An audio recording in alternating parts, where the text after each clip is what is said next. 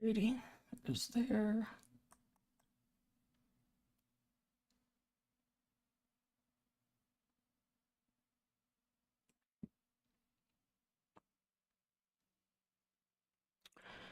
All right.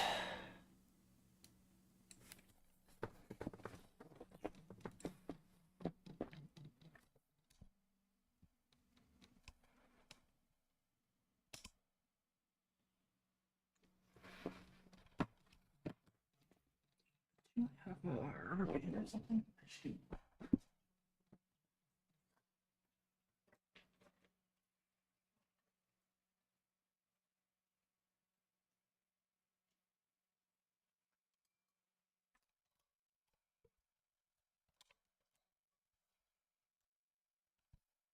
There we go. That's not rattling anymore. Hey, Jack, could I get your age and pronouns, please? Yeah, 51, he, him. Do you disagree with background? Well, I'm disagreeing with where the community is advocating for, I guess, kind of. So I don't know. It depends on exactly where you stand with that. I generally just I mean, as long as they're not doing things against medical advice, I generally would just support trans people. I think that's the clearly So, what seems to be the best thing to do, and there's good reasons not to do anything other than that, I would say. so let's just so we're clear. Somebody that is trans would be somebody that has an incongruence between their sex and gender. That's what we're going to define somebody that is trans then to be. Yeah, I would generally hold that if that they generally also are going to be consistent and insistent about this. Right. No, There's reasons why I would say that too, because it's otherwise you get into issues where you oh, well, this person is is just claiming that they're trans, but they might not actually well, be. I'll say But this. I'll go ahead and because we're gonna. I'm going to skip the whole radical opposition that you normally get, because we're not going to disagree there. Where we're going to start to disagree is I don't have to understand it. I don't have to even agree with it, but there's no reason for me not to respect it, and there's no reason why somebody else can't do what they feel is necessary if it's not affecting somebody else. We agree with that. yeah, Where I'm starting to misunderstand or just not even grasp what is going on is when, we can agree in the last 10 years we've seen this awareness being raised about this. We've seen society accepting this more widely. This is becoming more of a, you see more people, the percentage of trans people in the population is actually increasing because people feel more comfortable with themselves. We've seen all this. And we've seen really in the last 10 years the LGBTQ really advocating and make this an actual thing that people understand is real, and that gender affirming care is thus the solution to somebody that's suffering in that way. But then you see the community also now use, for example, one of the most recent things would be the military eligibility, as if they're being segregated against because of ineligibility for the military. But then just 5 years ago, this was being advocated that the self unalivement rates were through the roof, and people were physically unwell and mentally unwell because of, a medical condition at that. And I don't say medical condition to say somebody's mentally insane. I mean it just to be that you have something going on medically that requires treatment, thus gender affirming care, to solve it. There's many medical conditions that would deem someone ineligible for the military. So why is it being pushed by the community that this is, you know, more of a segregation towards a group of people rather than actually the country acknowledging that this is a medical condition and we treat it as such? So at least when it comes down to military enlistment, I do think that there's very good reasons why you shouldn't let people who have done who are on like HRT join and stuff because they need consistent hormones in order for them to be fine, and that's not always something that at least especially if you're going to do something such as frontline service. Like that's something that you really can't have. You can't be on like certain medications because they're they're just something that you need in order to function. Um, there's a lot of I would say that being trans in itself shouldn't be exclusionary to being in the military. And there are just simply lots of reasons why somebody would be ineligible. Like I don't think I would be eligible for military service, Sure. just simply due to my autism and ADHD and requirement for meds. Okay. Yeah. Sorry, I want to make sure you're done, Keaton, before I add on. Do what? I want to make sure the host is done before I add on. Yeah, you can go ahead. Okay. So you also talk about like segregation, and so then we can kind of step back from the military a bit because I do agree with Stowe. If somebody needs medication on a regular basis, that is going to limit what they are capable of being able to accomplish in the military. And he also mentioned that not every trans person needs that. Some trans people just need to have the correct pronouns, correct name, and clothes and haircut. And that shouldn't make it so that we can't be part of the military specifically. But getting back to like the segregation thing that you're talking about, um, we also want to talk about like this legal erasure that trans people are going through right now. So like I mean, last year there were over 500 anti-trans bills that were put into legislation across this country. It depends on the state as to what exactly they are, but some of them are federal as well. But Limiting, anti-trans bill could be a subjective thing. So for somebody to consider something to be people consider it military ineligibility to be an anti-trans bill. I don't. So saying that there's okay, 500 is subjective. so I'm even if we weren't talking about the military ones, there would still be hundreds upon hundreds because what else we're talking about in those cases is healthcare, which a lot of trans people are no longer able to access healthcare that we need. And then the other one, just please let me finish here, Jack. The other thing we can really talk about too is the spaces that we're allowed into. So like a woman being in a woman's space, whether they're a trans woman or a cis woman, shouldn't like be the problem, but trans people are being legislated against in this way. So yeah, we are being segregated out of spaces we belong into and pushed out of these spaces. And we want to just be able to participate without there being like an issue or a difference, unless Sure. obviously it applies to the entire population, like you can't be on medication if you're going to be in the military, things like that. Yeah, I'd love to respond to that. So it does apply. Well, I'll say this about the last thing you said before I go on because this first part's pretty quick. It's there's not a flat line thing, but people that exceed a certain body fat percentage are exempt. People that are diabetic are exempt in some cases. Really, there's a lot of medical conditions we could never name them off, and that's the that is what it is, and so that there isn't. It's not. It's to do with medical conditions on military ineligibility is what that is, and even visible tattoos in some cases. But that's neither here nor there.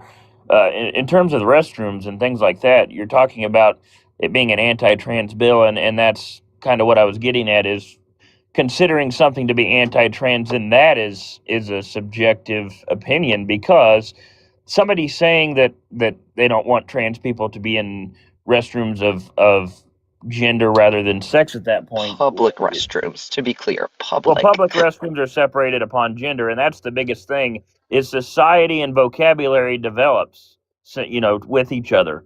So what we once called men and women, rather we viewed. I mean, can we agree that in today's society we're moving away from this, but sex and gender at one point in time were viewed synonymously. I mean, it depends on what you're talking about, Well, because yes, even like even in not everybody, and I'm not saying that everybody viewed it that way. I'm saying that as a society, when we said men, we're referring to cis men, and when we said women, we're referring to what we call now cis women. We're not referring to the social construct. That's what we call that, but that's not. When we say men's restroom, we're thinking male restroom. We're not thinking. But now that we see vocabulary in society is changing, the people that are arguing, the people that are trans in restrooms that aligns with their gender, not their sex, are maybe not wording it the right way. They're not arguing that they don't want trans people to have the same capability. It's that, and there's some radical oppositions that would, but there's that with every case. But it's rather they view the restroom's separation is merely based upon sex and not gender, and that's more important. And I think that we're seeing vocabulary develop with society. I mean, words today mean something totally different than what they meant 50 years ago. And so I think that everybody's Okay. vocabulary is not on the same level here. I hear what you're saying. I am going to answer the question that you asked and then cut me off while I was trying to answer it. Um, if we're talking about scientific understanding, which not all of the population is socially going to have, it's been about a century or give or take of science recognizing that gender and sex are different. It's been about 30 years of us having the terms transgender and gender or and cisgender, which, by the way, were coined by a cis woman, not a trans person. And also, like, anyone who just like has, even if they're ignorant, even in, like, let's say 50 years ago, which was what, the 80s, um, these people would not know if a trans person was going into the restroom or not. They didn't care because it wasn't an issue that was politicized for our fascist regime in the US to become a thing. But so it wasn't politicized.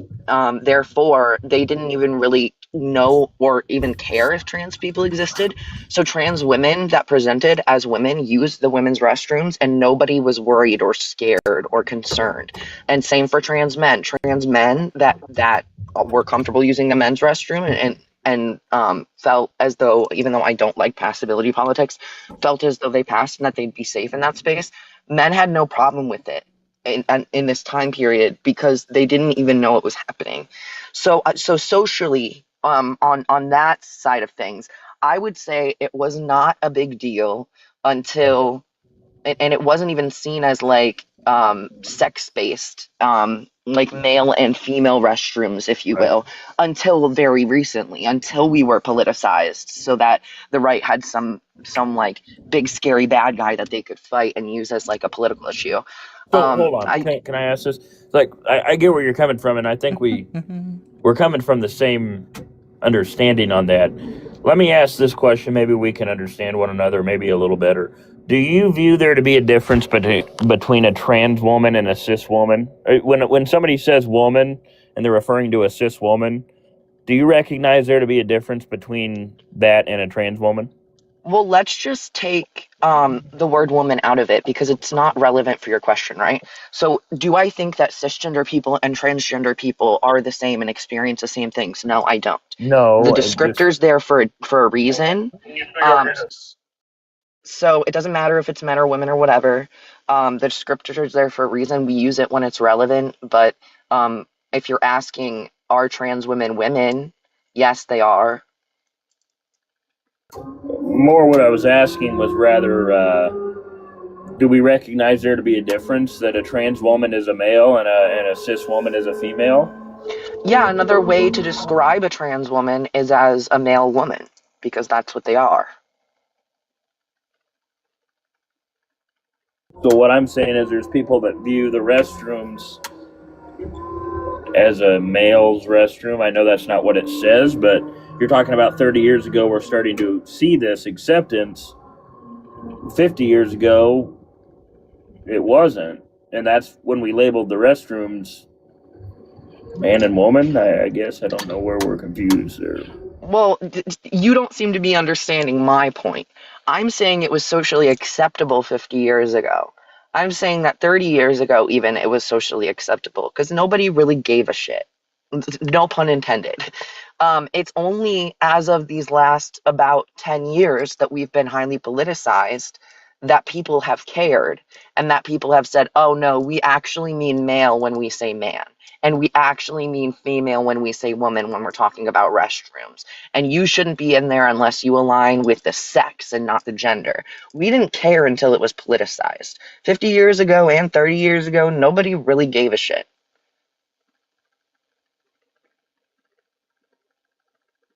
Also, if you aren't aware, when you're not on the app, we can't hear you. Oh, he ran. He might have just disconnected, to be fair. That too, but like, I don't even think exactly, Manda. I don't think he even understood my point that socially, like, nobody gave a shit until we were highly politicized.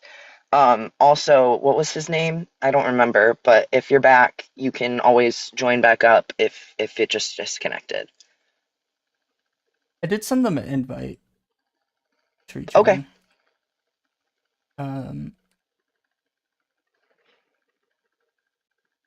Yeah, it could be the case that like they just sometimes if you're in like power saving mode, if you're not actively on the app, sometimes it just kills things. I doubt that's the case, but it is possible that something like that happened too.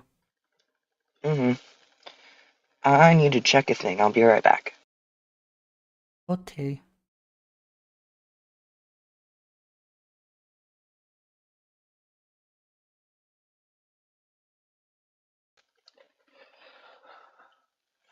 Alright. I have returned, kind of, sort of. Welcome I have back. to run inside real quick and fix some stuff before. Oh, I threw up again this morning, but I'm okay, and I didn't step in my puke, so that's good. Well, that's good, I guess. Mm-hmm. Hopefully you're still feeling better. Yeah, I mean, I had something stuck in my throat for several days, and it's finally gone, so it's not bothering me so much anymore, but that was causing me to throw up a lot. Um, and it's not as bad anymore.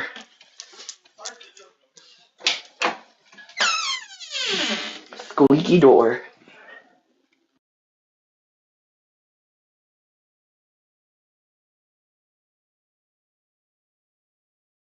Yeah, so I can be live for I have to go at like 2, so most like 3.5 hours or something like that. So we'll see how long we go here.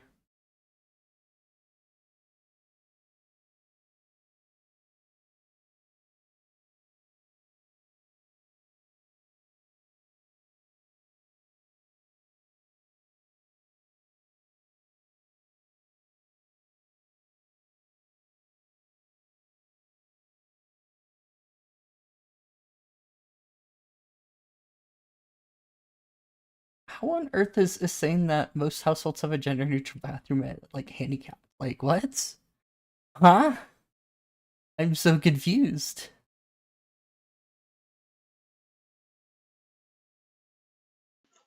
Yeah, that's ableist. That's I mean, we all have gender neutral bathrooms. That's just the truth. But most home bathrooms are not equipped for disabled folks. Yeah, I mean to some extent. I mean, unless it really depends on the bathroom more, but a lot of them don't have like hand railings and stuff for people who need them and other things like that.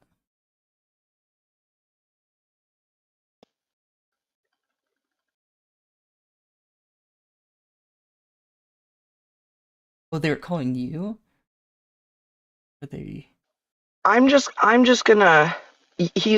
I think the dude with the orange PFP was saying that being gender neutral bathrooms in homes is the most handicapped thing they've read all day, and I'm just gonna mute them because that's just a line of ableism I don't want to walk.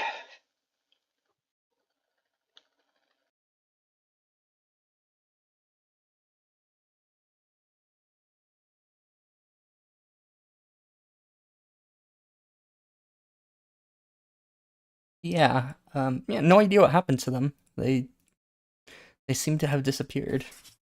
Check to see if I need to get better about checking my TikTok DMs.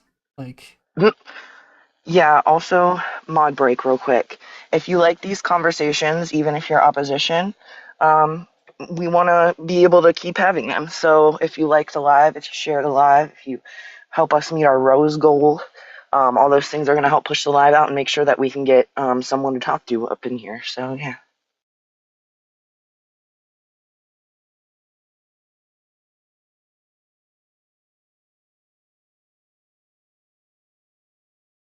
How on earth is a trans If you woman a man? Like, how is a exactly, woman a and man? This is just actually confusing. I think we if should you go think down that that. trans women are men, then you do not support trans people. That's just, I'm sorry, that's just a contradiction that you can't like make work out.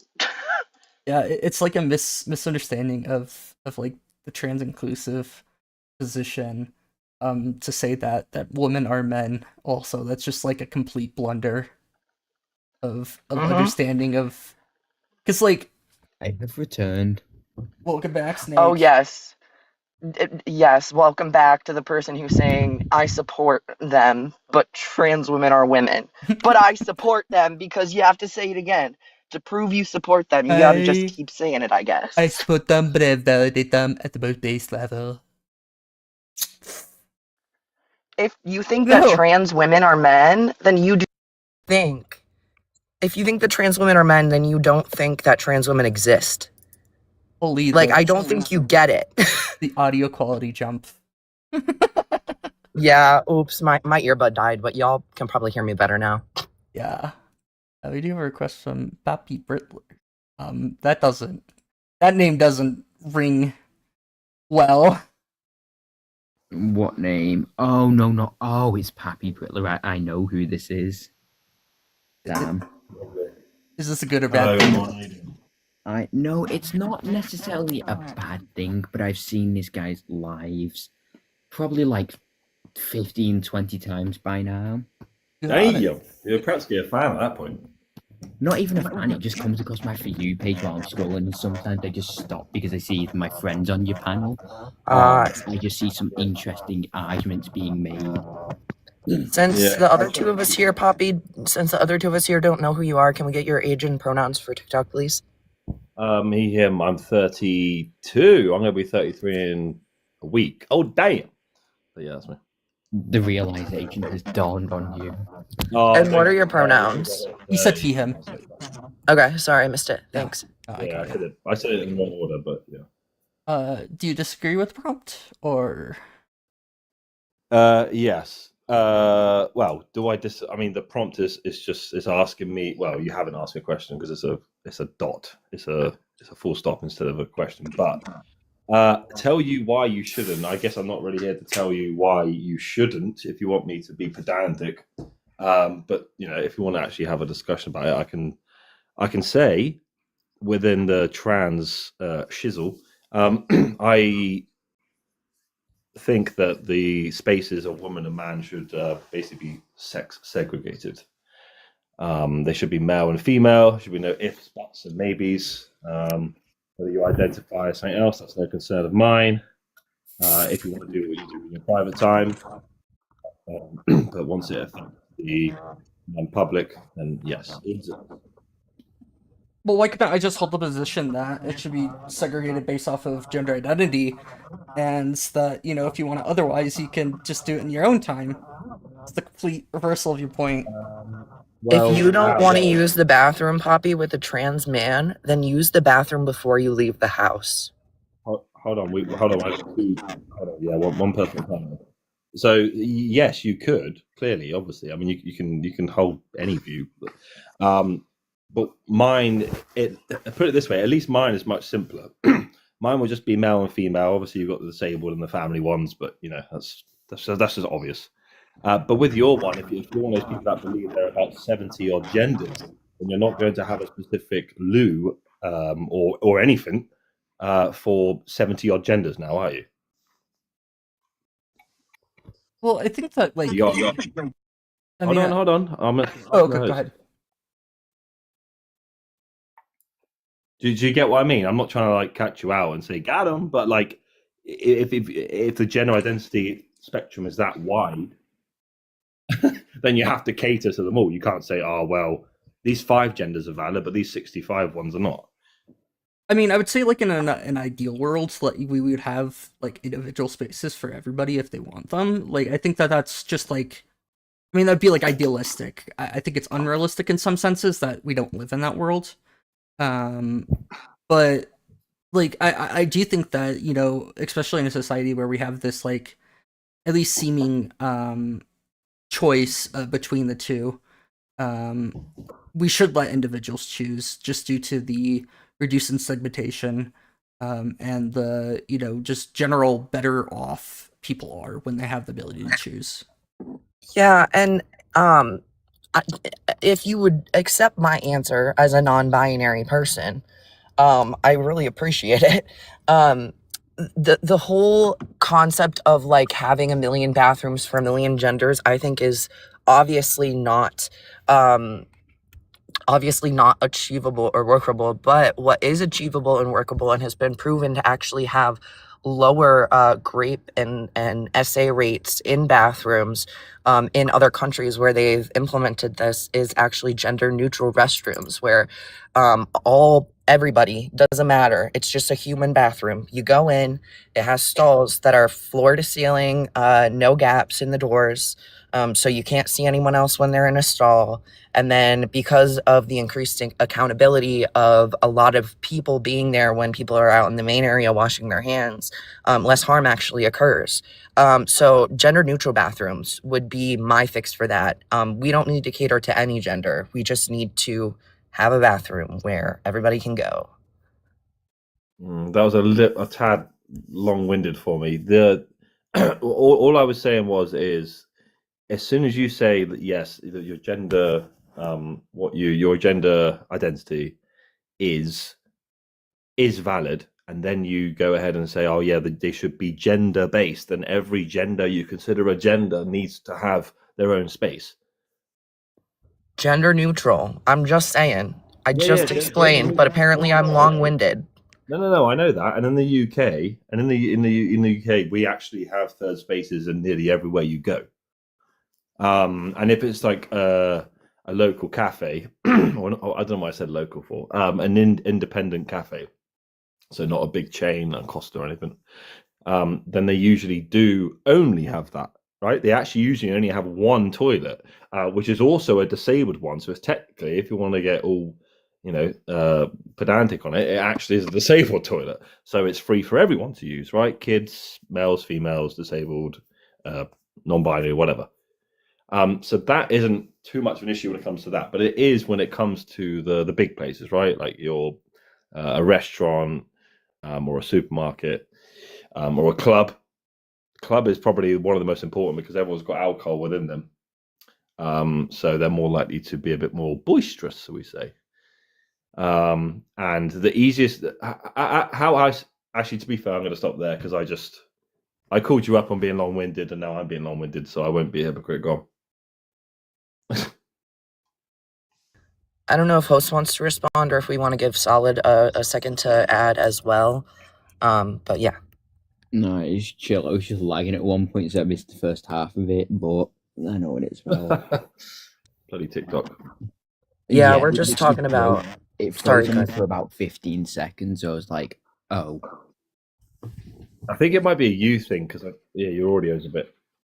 Yeah, it was a me thing. Don't worry, I know that. Okay. Morning, Palm. So yeah. So I do get what you're saying. Gender neutral bathrooms. I've had to use one about half a dozen times, so not that much. I used to work within a uni, and they only had a gender neutral one. They just had one bathroom with 2 sinks.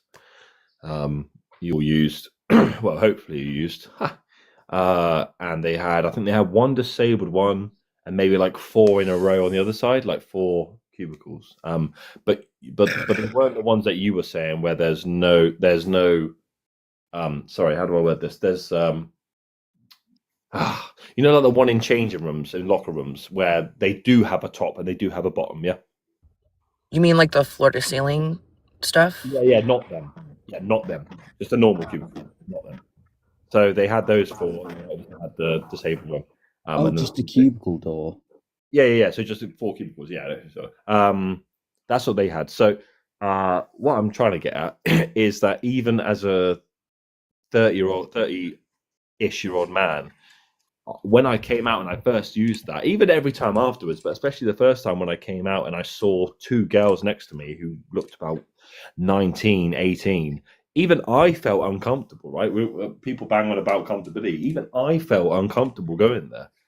So what would you say to someone like me if I came out and I, had a bit of a whinge and a moan to you and you're a friend of mine? There's nowhere else to go unless I go and piss down the road. Like I'm not even trying to be derogative. Like what else can I do in that I scenario? mean, you mentioned people going on about comfortability. That's usually GCs and cis people that go on about comfortability, and trans folks typically go on about safety. So that sounds that gender neutral space sounds like a safe place to be going to the restroom. And if you're uncomfortable with it, you can either go to the restroom before you leave your house and not use public restrooms, or sorry, Solid, you're too distracting. Or What? you can get used to it and be okay with it. I think that gender neutral bathrooms are a great solution.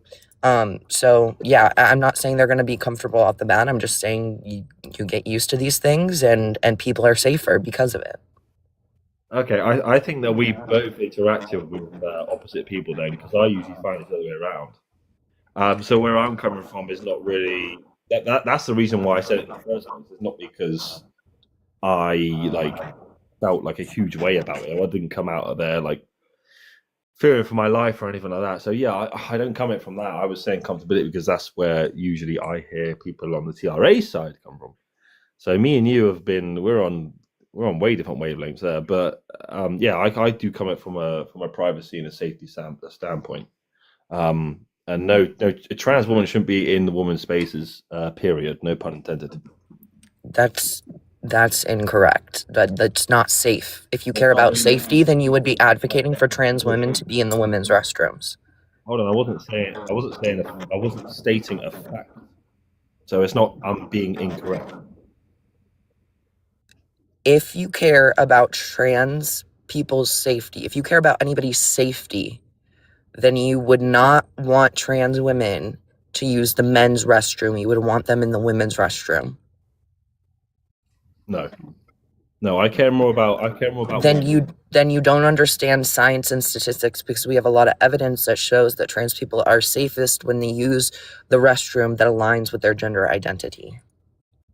Right. Hold on. Yeah, wait. Feel safest. So you're on about comfortability. I don't care about comfortability. I care about safety.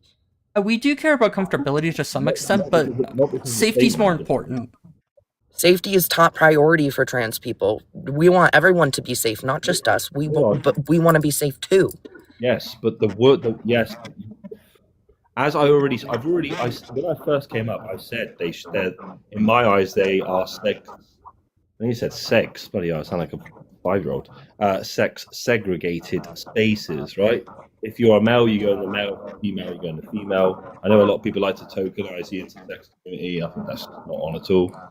We can have a discussion on what we believe is male and female with man. Maybe that's going to be more productive, because otherwise we're just going to be fighting against each other. If you're saying, I care about the safety of trans, and I say, well, I care about trans people. We are people, first and foremost. Say that again? We are people, trans people. Oh, yeah, of course. Everybody's a human first. Yeah. Everyone has standard basic. The reason I said that is because you just called people just simply trans. Yeah, sure. Trans people. Yeah. There you go. Thank you. Okay. And it sounds like you think that bathrooms are sex segregated when they're actually and always have been gender segregated. I don't get it. That's okay. How is that so? And how long are we talking? Are we talking back in the Romans' time? Did they think there was like genders within the double digits, or are we really going to go that route? Well, Okay. so I would say that, I would just reject that we have, sex, like we ought to care about sex segregation. But there are like statistical reasons why we should care about, um, at least at the very least, looking into what can be done to reduce these rates of SA among transgender individuals when they are restricted. It's very clear I think we have it's for everyone. substantial. Well, yeah, but trans people are a unique risk. The point. Sorry, I don't mean to interrupt you. I was just saying that's precisely the point. Right, most of the crimes committed are violent crimes. I mean, or maybe all crimes actually, but violent crimes are, pardon me, men, correct? Yeah, but transgender individuals are more likely to be victims than No, I know. Wait. perpetrators. Just stick with me for a little. Are you about to say that males are men, therefore trans women being males are perpetrators? Adult human male, I consider to be a man, and that's so. Yes. So you think that trans women are a part of these statistics? They're joined in with men, and it's just males. The statistics don't look at gender; they solely look at sex. They are okay. No, I mean yes, that was it. But you were going to jump down my throat straight after, so let me finish up my point. Yes, that there you go. You can have that win or whatever you thought it was. With that, I'm saying what is the safest way to protect women, to protect females? The safest way to protect them is to not allow any males in there whatsoever. You're just conflating sex and gender. You don't know the difference. You don't care about the difference, it seems. I mean, we could teach you, but are you willing to learn? No, but you're okay. But put it this way: what is this my mic that's playing up or someone else's? It's probably me echoing. Cole, yeah, you're echoing like crazy, Cole. So if you can mute when you're not speaking, It's always Cole. I was like, It's always you, Cole. Always. damn it, Cole. Not gonna lie, I forgot the question. What was the question again? Oh, not knowing the difference. Yeah. Well, I would say that if so, all of this is it can be chalked down to what we think a male and a man and a woman is, right? I've already stated. I stated at the beginning that it should be sex segregated. I know I said that for the third time. I need to make that very clear. And now I've added on adult human female woman, adult human male man. So it's absolutely fine for you to sit there or stand there or lie down, whatever position you're in right now, to say, you know what, Pappy, you don't know the difference between gender and sex. You're uneducated, blah blah blah. But it's not going to go anywhere because this is the view that I hold. So I don't know if it's going to be you trying to give me some lecture. Are you willing to learn something new? You can tell me what knowledge you have. I'm not saying I'm not going to do with it. Yeah. So okay. Well, sorry. I don't know if you would want to go down this route or another, Keaton. But even if we look at the definition of male or female, they have like social meanings that we use them in that would help that definition. And I know you're not about semantics all the time, Keaton, but it would help that definition that Poppy is using to include trans women as women and trans men as men. Whether he would accept that or not, I don't know. Whether we would need to bring up the definition of sex or gender from Cambridge or wherever. Again, you got to lead this time because I don't know what you're okay with and what you're not. No, I do. Yeah, I would. So I would. The host. Sorry, Poppy. The host, not you. My bad. So, like, I just you can define things that that they are this way, and that's cool and all. I just don't care if it causes harm. Like, I see that there's actually reasons to. I hold to a moral objective view that that essentially says that freedom and well-being are things that must be protected. And if you take actions that infringe upon others' freedom and well-being, and one of them being like trying to segregate trans women into the male's bathroom, it causes harm to them. It impacts their well-being. Hold on, host.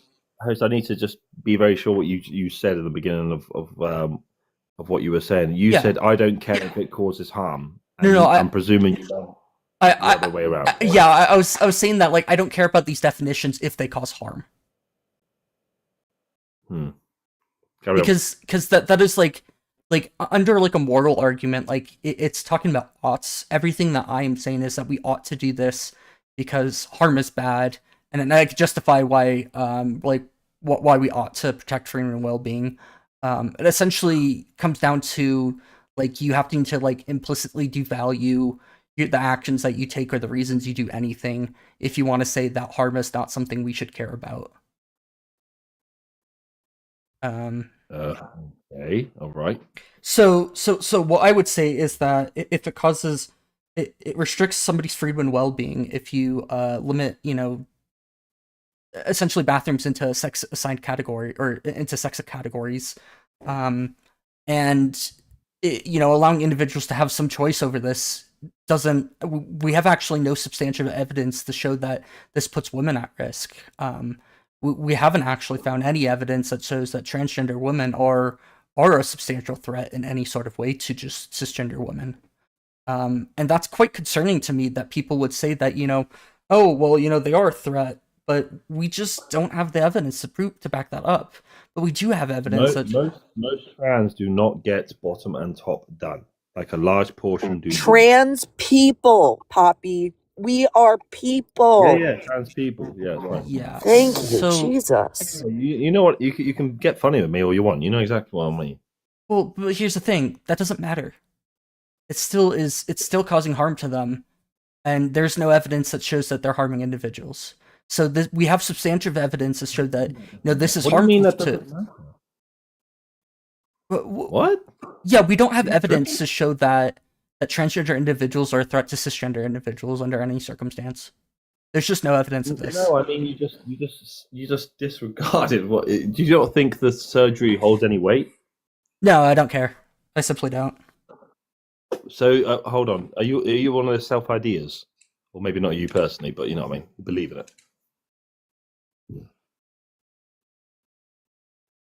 Oh. Yeah, I think that trans is a self-identification. It is something that because the fact that it has to deal with your identity. Somebody who hasn't undergone surgery or even any medical treatment can be trans, and they're just equally as valid, I would think. Yeah. This take. So right, but how would you? How would you? If you put it this way, you knew someone for a few years and you figured out that you were trans. You had we'll make it a bit more realistic. You've had a few months to come to terms with it. We'll just say this friend doesn't live overly close to you. Anyway, you meet up for a coffee, and you say, "Hi, Bill. I've got something to actually tell you. Like, we can catch up later on general stuff, but this is actually something quite important to me." How would you word that? I'm interested because you're saying it's self ID, right? So Yeah, it's as simple as you saying, "Hi, Bill. Yeah, nice to meet you. Nice to see you again. I'm now a woman."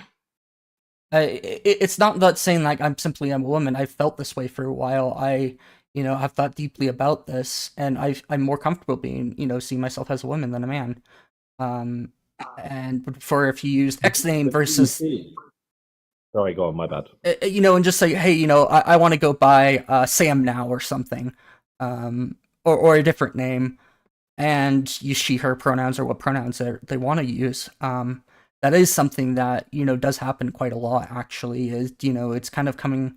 Like, you have to have this conversation a number of times, but like if somebody comes out as being trans, I'll help other people say, hey, they're going by she her and this name now. And for the most part, I've never really seen any issue with it, other than people who have pushed back for like religious reasons, which I would just find that as a I don't think you should ever use your religion to see somebody as not being who they are. What would make a religion? I mean, I'm not religious myself, but actually, now that you've said that, I've never asked anybody this question, so I'm interested to get an answer. What would you say that or how I should say? How would you say something like the the trans ideology was more relevant and valid than a religion? Yeah, so I would hold that religions are usually dogmatic and or generally some sort of negligent view They don't have their claims often don't have the burden of proof to back them up. Um, like I can fully accept like Jesus was an individual, but the idea that he resurrected from the dead, I simply have no reason to believe this. There's many contradictions in even the Gospels about basic things, let alone these big claims. So I have simply no reason to say hey, this supernatural claim is real. We literally have all the evidence in the world to say that only the natural exists, and that the supernatural have better are much better explained by simple things such as hallucinations. That's fair enough. Oh, I'm agnostic myself. I definitely believe there's something out there, but I'm not, into any religion of Yeah, and sorts. a lot of times with like Christianity and Can I the ask you something that's a little bit just on this? We will get back to yeah, what go we're ahead. talking about. I'm genuinely intrigued. Are you a fan of Ian? And when I say Ian, if you don't know who I mean, then you're probably not. We are. We are. Yeah. I thought. Do you know what? Mhm. Do you know what it is? I don't know if maybe you've seen it a lot. It's the way you speak, the way you talk specifically about that. You remind me of Ian. That's not an insult or a compliment. That's Oh, just, I love the It's a compliment environments. to us. yeah, I, yeah. Well, I mean, I'm not I'm atheist, but I mean, I'm just saying, like, I can understand. Yeah, I got the vibe. I do definitely like how Ian debates it. I definitely like how he talks about things like negligent beliefs. They're really good about that kind of thing, yeah. Yeah. Ian is good, Who but the fuck is I like Ian? it a bit more informal. Like, as Solid said, he's been on my lives a few times. He, I mean, I keep it formal to some degree. He? But Who's he? Sorry. Oh, I don't know what you said, but You just said he, and you said he's been on my lives. Who is he? Who are you referring to? I said Solid. Solid is not a he, and if you don't know, you Oh, should okay, well, ask. Yeah. Well, yes. Okay. Well, I didn't know. I've never interacted with Solid. That means you should have asked. Right. Well, anyways, if I just keep with that gender neutral. Point being, without you throwing me off, yeah, you guys remind me of him. I'll throw you off if you disrespect my friends. I don't have a problem with that. Yeah, I don't have a problem with that either. Yeah, I mean, I don't think I'm they're not intentionally being disrespecting disrespectful, but I was yeah, going to say, yeah. I will nonetheless, yeah. Hold on, yeah, because what we can't, well, you can do because it's your guys' live, but what you shouldn't do is try and not victimize, villainize someone just because purely I presumed something, right? I can't see Solid. I've barely heard Solid speak, so I think that's very disingenuous for you to get on my case like that. When you don't know something, you should ask. That's a general, good rule in life about anything, not just about people's pronouns. You said you didn't know, which means you should have asked. That's all. Just a little lesson in how to learn things in general. I'm not sure if that's about learning, but anyway, I don't know if we. Hey, Stowe, if you don't know something, even if it has nothing to do with gender or anything like that, do you ask? I generally tend to, unless if I have like reason to make a safe assumption. Okay, but when you don't know, you ask. When you ask, do you learn things? Yeah, generally that would be a good thing to do. Whoa, crazy. It is in general. It's not just about this. So if you don't know, which you don't, you can just ask. That's okay. Well, okay. If I put it this way, if I can agree to trying to ask if I don't know, can you agree that you would be in a bit hostile with me, just over sympathy? If you perceive my autistic correction as hostile, that's your perception. That's what I'll say. Okay. Oh, yeah. Well, my ADHD says that I kind of say things without thinking. So how about that? So we can do this all day. I didn't even fucking hear what you said, but okay. HD. We can do this all day. I've got this thing. I've got that thing. You've got that thing. I've got that. That's not how. What we have. It has to do with my tone, sir. If you don't understand why I brought it up, then you probably don't know enough about the condition. And you don't know enough about ADHD to know that sometimes we say things before we even have a chance to really think about it. I have ADHD. I've been diagnosed ADHD for 3 years, bud. The 3 years? If you don't know something, you should probably ask. Again. I've had an ADHD spectrum diagnosis since I was 7 to 19 years. I understand ADHD fairly well. Yeah, And the only reason I've only had a diagnosis for 3 years is because my sex tends to be underdiagnosed, and so I was diagnosed late in life. I'm gonna let it Britty up as well. Well, I will give you that. I've heard that before, yeah. Hey, I have ADHD and autism. Next. Can I get your age and pronouns, please? Yeah, I'm 35 and I'm a woman. Well, I'm gonna assume she/her pronouns. Well, Mhm. not all women use she, her pronouns, so yeah, as long as she clarifies. Well, I generally tend to think that with opposition, it's fairly safe to assume that they use. It's not always. She, her. Yep, she, her. Yeah. She, her.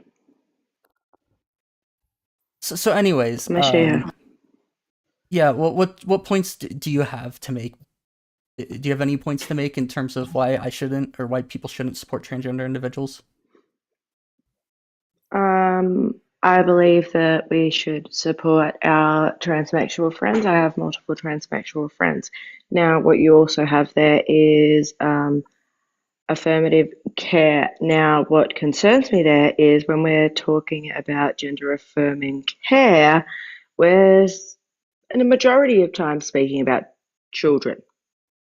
Is that what you're wanting to support? Well, I wouldn't say that children get like medical care. Trans children don't They don't get get medical, but they do get affirmative care. Yeah. No, they get blockers. They get blockers and they get HRT. Yeah, So at like the ages of 12, I wouldn't consider them children Not anymore. really. I would consider them adolescents. 12 and up. Yeah. They're children. Listen, they're children. Britt, not all trans people need medical gender affirming care. And so it really isn't like the majority of trans people that are getting on blockers and HRT in their teen years. It really isn't the majority of us, because not all of us need that.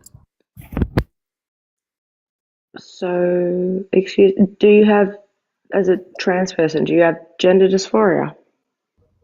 Do I? I Are you personally trans? do. And I am trans, Okay. yes. Okay, so you have gender dysphoria. Cool. Are you on HRT? It doesn't matter. Yeah, I don't seem to see the relevance here. Like, just because I'm one example of somebody who is transgender and has gender dysphoria doesn't mean that most of us do. You believe that people can be trans without having gender dysphoria? Yeah, correct. It's not just a belief; it's a fact. This is also so that supported means that you feel that anyone. Like the DSM-5 that means agrees that with anyone us. can identify as. So that means anyone can identify as such. Yes. I wouldn't say anyone. I think that there are if some they criteria. Actually are. Yeah, and if they actually are, and how do we usually state that they are? Britt, we usually see insistence, consistence, and persistence over the course of many years, and usually starting with some of these behaviors when they're fairly young. So, like, there are parameters that we use so a man can't just say he's a woman and be trans. But if there is a male who is a woman and who has been insistent, consistent, and persistent about it over the course of years, then yeah, we're gonna believe them. So that means that if someone falls within your sort of stereotype where they are consistent, they can then also identify as a child. No. If a child's not an identity. Lord. How is that not age an identity? It's still or gender. is it gender. The number of revolutions around the sun? Okay, so girl isn't a gender. Girl describes... that girl and boy aren't genders? Oh my God. Okay, girl and boy are genders that describe children. Adolescents. Yep. Yes. Exactly. But so just because it is a gender attached to an age doesn't mean that the Oh, age is a part of the but gender all of a sudden. a woman is also a gender that's attached to an age. So a woman But the is age an isn't a adult part of the female human. gender. What do Yeah, you not Yes, it get? is. if somebody identifies Yes, it is. as a boy, when after they turn 18, they become a man. That's how this works. It's so the age is not something that you have a choice over. I don't think you would argue that people have a choice over Exactly. their age. Oh, okay, so we agree on this. So why are we bringing it up? Exactly. Because I'm stating that our four genders within the human society are girl, boy, man, woman. So let's speak of a girl, you need to be an adolescent female human. To be a Girl is not a woman, distinct you gender need from to woman. be an adult. Yeah, it is. It's the adolescent form of a female. The woman is the adult form of a female. So why should we listen to your This is how we definitions? distinguish from animals to humans, right? That's We don't go and actual say, oh, fact. yeah, we don't go say, look at that kitty, and we don't say, look at that girl kitty. I mean, you might say girl kitty, as a form of like, not admiration, as a form of endearment, right? Like, my girl. Humanization almost of these animals, yeah. Yeah, whatever. I could think of whatever word is, but you don't actually mean it. Like, there's my girl. It's not like there is literally my girl. Like, there's my kitty. So I do get what Billy's saying. It makes perfect sense. Yeah, it tends to be that we use these things as like to see some sort of like individualization. What we see like our when you say you say good boy to dog, you're seeing them as an individual, not as simply an animal. And that's kind of reflects our better understanding of, hey, they have some intelligence and there's some bond there. So yeah. Let's I get that. so That's a fair let's take. stick. Sorry, I just want to say that's a fair take. Yeah, that's a good one.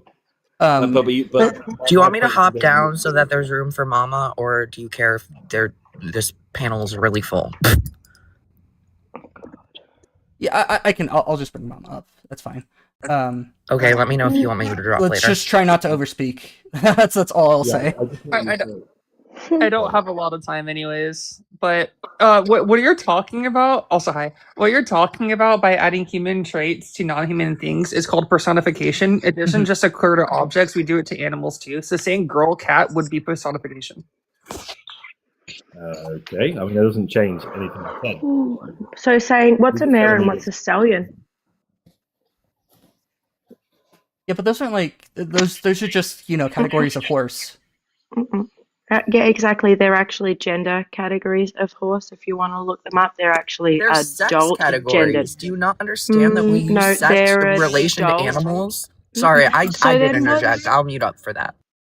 What's the sorry, there's sex categories. No. So you've got a stallion, which is your male adult horse. You've got a mare, which is your female adult horse.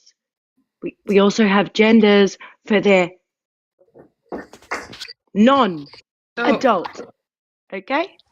That's Yeah, actually Not not sex true. categories. That has nothing to Okay, do with the so fact that it's sex, not Mama, gender. there's no hold on. So Mama, there's no other term for the foals? Yeah? Yeah, so mare is not an adult an Adult female equine. horse. Adult female horse. It's equine, right? It's not an adult female equine. What it actually is just any female equine, right? Adult is not part of the category for mare. Neither is adult part of the category for stallion. Do you know what is part of the category for stallion? Being unneutered. So a neutered equine would not be a stallion. That sounds way more involved with sex. There's no younger terminology before they become adults or of mature age, as we'll state it, with horses? There are, but I think it's just disingenuous to say that mare doesn't refer to. That's a gendered term. Here, It's I a have a gendered question for term. Mama. Is calf even gendered? No, it's not. So that isn't a calf gender is- term a- at all. a calf- It's not sex related. It's not gender related. It's just related to age. A calf has nothing to do with horses, though, love. So Am I wrong that that's what a baby horse is also calf considered? that's a fucking cow, bro. It would be colt and fowl are gonna be the Okay. yeah. Yeah, it would Mm. be Colt and Philly, Oh, but yeah, they you're are right. they you can argue are gendered terms. Yeah, However, a calf's mare a and cow. stallion are not because they do not account for age. A filly would still be a mare, and a colt would still be a stallion, assuming the colt is not neutered No, or castrated. no, but they wouldn't be, because when they're first born, that's not what they're called, are they? Just like how when us as humans are born, we're either boys or girls, and then we hit that age of adulthood, we're then women and men. So no, No. So the biggest Well, difference between us and horses incorrect. is that we have this idea of Oh, society that we can express ourselves oh, in. so we're just Britt, our minds. we've been really trying to not interrupt you, but when like hosts and other people are speaking, I really would appreciate if you let them finish. Yeah, we live within societies, and these gender terms, they kind of fall apart without a society. They don't make a whole lot of sense without a society, and that makes sense why, the further you go back, the less, gender terms you see more like sex-based terms, and people not understanding these things such as identity. I would say that, within the last 100 years or so, we've really actually, as a society, kind of started to understand just the world around us a lot better than we used to. so I'd also like to add in that all of these would be gendered based terms that are dependent on society because age in of itself is dependent on society. Mare and stallion are going to exist regardless of age, which is why you do have some people saying a young mare, which would reference to a filly, right? Not to mention that we know stallion at the bare minimum is going to definitely be a societal term because it is specifically in reference to a male horse that has not been castrated. A gelding is a male horse that has been castrated, right? So the act of something being castrated and giving a new term to it would be giving them a sociological term, right? So all these terms that we give animals exist because of our society. Do we realize why gender is actually considered a social construct? Due to age. So when we look at That's not the only reason. no, it's due to age. So a woman is adult, which is social, female, which is sex, and then species, which is human. Then a girl is adolescent, which is social, female, which is species, which is schmex, and then species, which is human. Okay, so yes, it's a social construct Humans due a to genus the as well. age. If we're gonna be So it's nitpicky about it, So we're now not humans. Homo sapiens sapiens. Are we not? Yeah, so we're Are humans. we not humans? Yeah, but that's a genus. We are Homo sapiens sapiens. Like that is our actual species. It's also important to note that just because something is made up of two different biological categories does not mean that it's not still a social construct. The combination of those biological categories in a term that we use socially would inherently make it a social construct, just like a gelding, right? Someone castrating a gelding, castration is not a social, I mean, the act of doing it is, but an animal that is castrated, they're still going to exist, right? An animal that loses its testicles is still going to exist. Us calling that a gelding is objectively a social contract, even though there's nothing that is purely social about that definition. It just inherently is. Not to mention, you're kind of ignoring the utility of gender and the whole point of gender existing. And it's really disingenuous to try to deny that the adult human female definition just doesn't inherently work when we have people who are women, have always been women, and throughout history have been addressed as women despite not being biologically female, right? And also not being human, for that matter. It's just a disingenuous argument because definitions inherently are descriptive, not prescriptive. So we use them in dictionaries to describe what would typically be a woman, but that's not to set in its own definition of what a woman is. Absolutely, Mama. And to add on to that real quick, I would also say that the only species that is capable of referring to each other with any sort of social terms, treating each other differently based on these social categories, is human beings. You don't see horses treating each other differently because they hit a certain age or because they're castrated or whatever. Like, it isn't a thing for any other species. We as humans are able to have these social constructs come together in order to be able to describe these things. Again, descriptive, not prescriptive. Well, I'm going to actually disagree with you there because there's a number of intelligent animals that do use things such as age as a defining.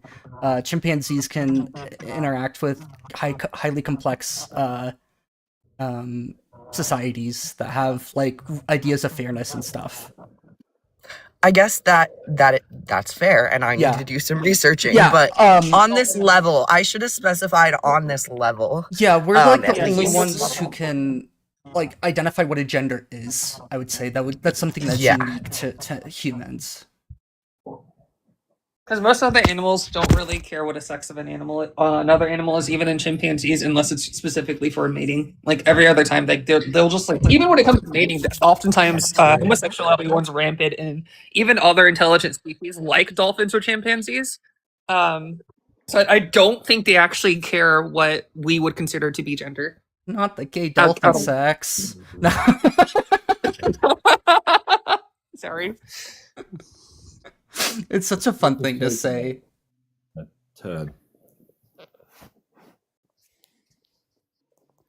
Yeah, so yeah, there are some like unique things that about humans, especially within our late stages of like civilization, where we have things like we can communicate with each other readily, and we have people who literally spend their lives just looking into these things and like studying philosophy and stuff.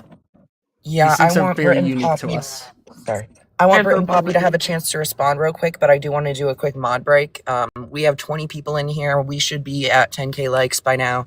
If you like these conversations, whether you're opposition or whether you agree, tap the screen, share the live, send a rose or two to get us closer to our gift goal, and then these conversations can continue. Thank you, friends. I need to get a mod like Cole. I've been missing a trick here. Yeah, Cole's just a sellout. Nah, I don't trust Cole. Cole's a sellout. Yeah, tap the screen, like and share the live. Also, fun fact that I forgot to mention last time I talked to you, Stoat. The only reason why I know what a stoat is because of the game Inscription. By the way, that was the only reason why I knew what a stoat was when that game came out. Okay, gonna shut up. Yeah, and of I'm course happy it I'll was. mod like this for you. And of course it was the stoat that was an asshole. What? Wait, that sounds really bad. What is happening? Yeah, Solid's tapping the screen. Sorry. Can you mute Solid? Thank you. I muted them. Yeah, wow. Oh, she taps so freaking hard.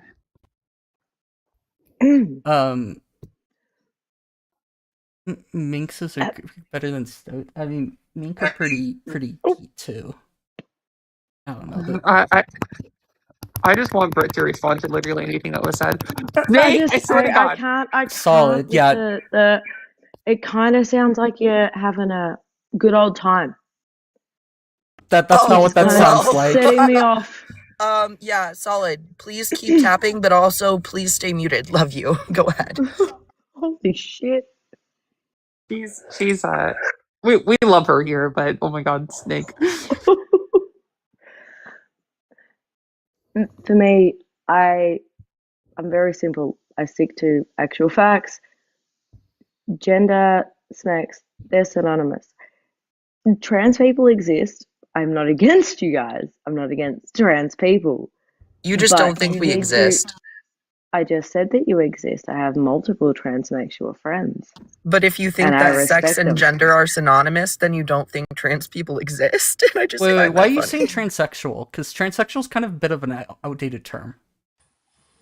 Because she's a transmedicalist, that's why. That's not a... Okay, so then my friends are irrelevant, so Anastasia... You're trans? No, you just only think they're valid because they've had medical transition. Actually, I can tell you that a lot of them haven't. Okay, so then why call them transgender people. That's just ridiculous. No, because that's not what they identify as. They're transsexuals, and I'm going to call them as such. You don't identify as transgender. Transgender is a describing term. It's a category. You either fall into there or you don't. You can't identify as transgender. So you think that people cannot be transsexual and say they're transsexual? I just What? said Is that it transracial? Transsexual. Kitty. Yeah. Please solid. stop with the tapping. If someone is You say that- transgender, they fit the category of transgender. Transsexual is not. The definition of transsexual has varied so drastically, but the pretty unanimous agreement is that it is a subcategory of transgender. So someone who's transsexual would still be transgender, but the pretty widely accepted definition would require that this person has undergone medical treatment, specifically surgical treatment, to be classified as transgender. And no, you can't identify as that term either, because you just simply fit into the category of that term. Transsexual just means medicalized, which means you're on hormones at minimum. Does not mean that you need to have had bottom surgery or anything. It means that you need to have been medicalized on hormones. Yes? I know I'm correct. But that's No. exclusionary. What No, about people who can't access? I would even just say that that's Yes. incorrect. Because That is correct. Henry Benjamin was one of the people who coined the term Transsexuals means transsexual. medicalized. Yeah, so Henry Benjamin, I don't know if you know who he is. He's one of the earlier the early sexologists. He was one of the first people to coin the term transsexual. And it was based off of the fact that he noticed that, he, along with his colleagues, noticed that some individuals who were assigned male at birth didn't just dress like women, they felt like women. Or rather, they were women. Yeah, well, they felt like, I mean, at this time, they didn't understand the idea of, like, transgender. So, yeah, but trans people still existed under the same definition that we would use Oh, today. yeah, They I just would didn't say have the so, but word. So they were women. They just didn't necessarily know that they could be women, if that makes sense. So trying to use a terminology that was used specifically by this person in that time period. Yeah. And it's kind of gotten it's kind of got some negative connotation attached with it now too. So that's why we also try to avoid using it, because it does have some connotation attached to it that was used to harm individuals. It's often seen as a slur as a result. Transsexual is seen as a slur. It can be. Yeah, let's just avoid it on this panel. Because transgender includes people who are transsexual. So let's just not say that, because we're including them still when we say transgender. It might not be a slur, but it's definitely outdated and offensive. It is in a lot of spaces seen as a slur, yes. Okay, so we'll go back to just basic definitions. What does trans mean? To be on the opposite side of. Okay. Or it also can mean. Then if you put if you put trans in front of woman, what does that mean? To be on the opposite side of. Yeah, you have to have you actually have to say. So if you're on the how could you be a transgender? What are you? How would a trans wait, hold on. How could a trans man be a male? Because it necessarily means on the opposite side of, so it has to be woman that we use here. Exactly. Yeah. If a trans man means you're on the opposite side of a man, it means that you are a woman. No, it means that you're correct. female. They're female. Can I actually explain this real fast? A trans man is a listen, female. Britt, I'm gonna mute you real quick because this is misinformation and we need to talk about it. Trans meaning on the other side of, and I'm gonna let Mama chime in here in a second. It's relating your sex and your gender, not just relating gender and gender, like man being opposite of woman, for example. That's not what it's saying. It means that females typically are aligned on the same side of women, and males typically are aligned on the same side of man. And so when we have that incongruence, that lack of alignment, we're talking about females that don't align and are men, and males that don't align and are women. And I'm gonna let Mama take it from here. I mean, you're close, Cole, but it's a little bit easier to explain than that. So but the definition of trans doesn't really work when you use trans by itself, because trans by itself isn't really a word; it is a prefix.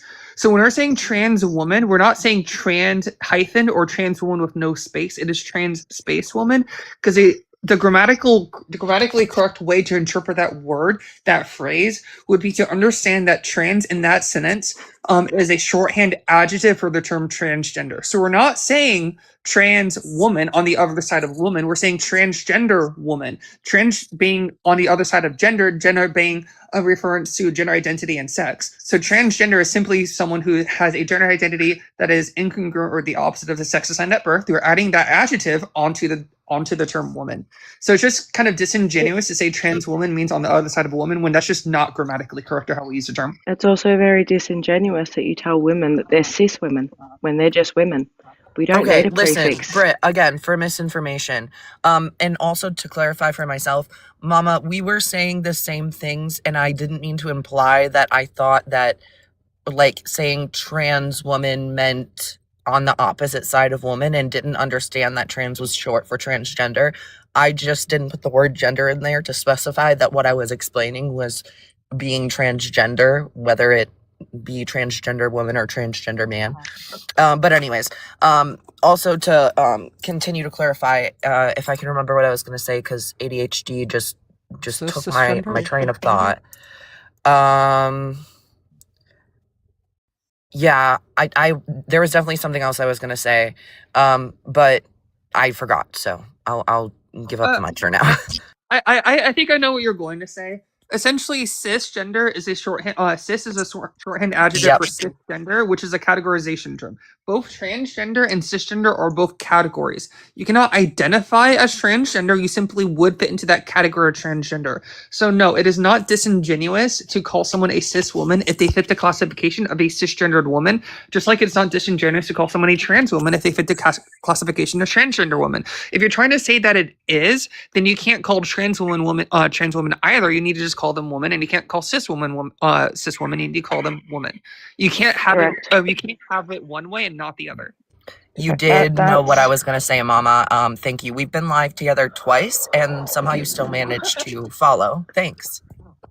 That's completely incorrect because women do not need a prefix. Women have never needed a You just disagree with, like, language and science.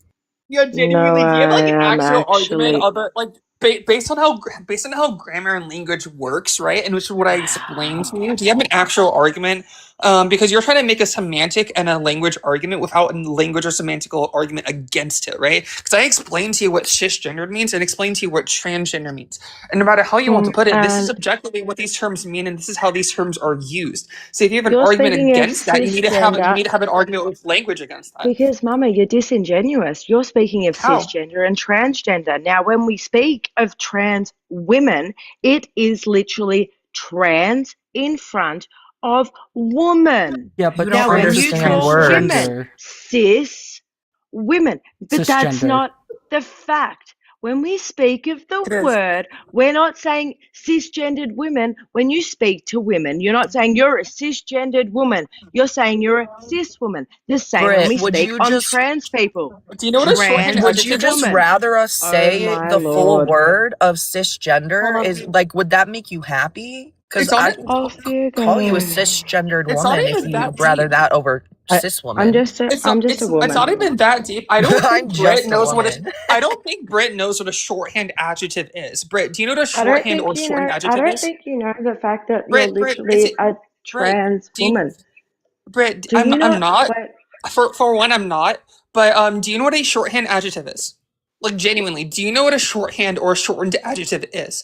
Because when you make a shortened adjective, right, you're taking the first part of that adjective and adding it to a noun instead of the full adjective to shorten it for language and to make language flow better, right? That does not mean you're only adding that prefix to that noun, because that's not how prefixes work either. it just means you're disingenuous because when you speak of a trans woman, you're saying a trans woman. When do we speak to trans I don't women like and say transgender woman?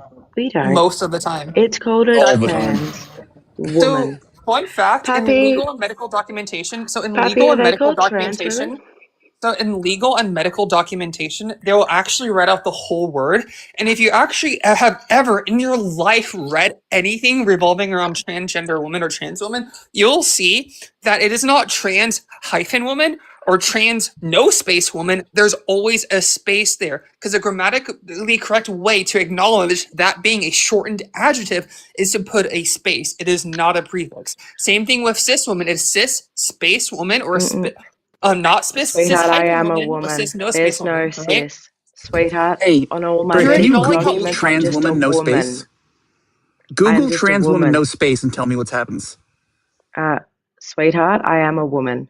On none of my documents does it say cis. Yeah, It Google just says trans woman no woman. space. Tell me what No, happens. yeah. but So I was just Britt, told Britt, that it pulls up says glads. cisgender. It does not. It just says Britt. woman You're and not acknowledging how female. language works, right? You're being You're disingenuous. not You're a not acknowledging how language no. You're works. the one being No, do you know what disingenuous. happens? No, so do you know what happens when you do what was asked of you by our other fine guest, right? Google will tell you, and so will every other source will tell you, putting no space in trans woman is a mischaracterization and misspelling of the term trans woman. They'll tell you that's not how you use that term. They'll do the little autocorrect thing where it's like, did you mean? And then it will put trans space woman and give you the option to instead search for what you put in the bar, if I'm not mistaken.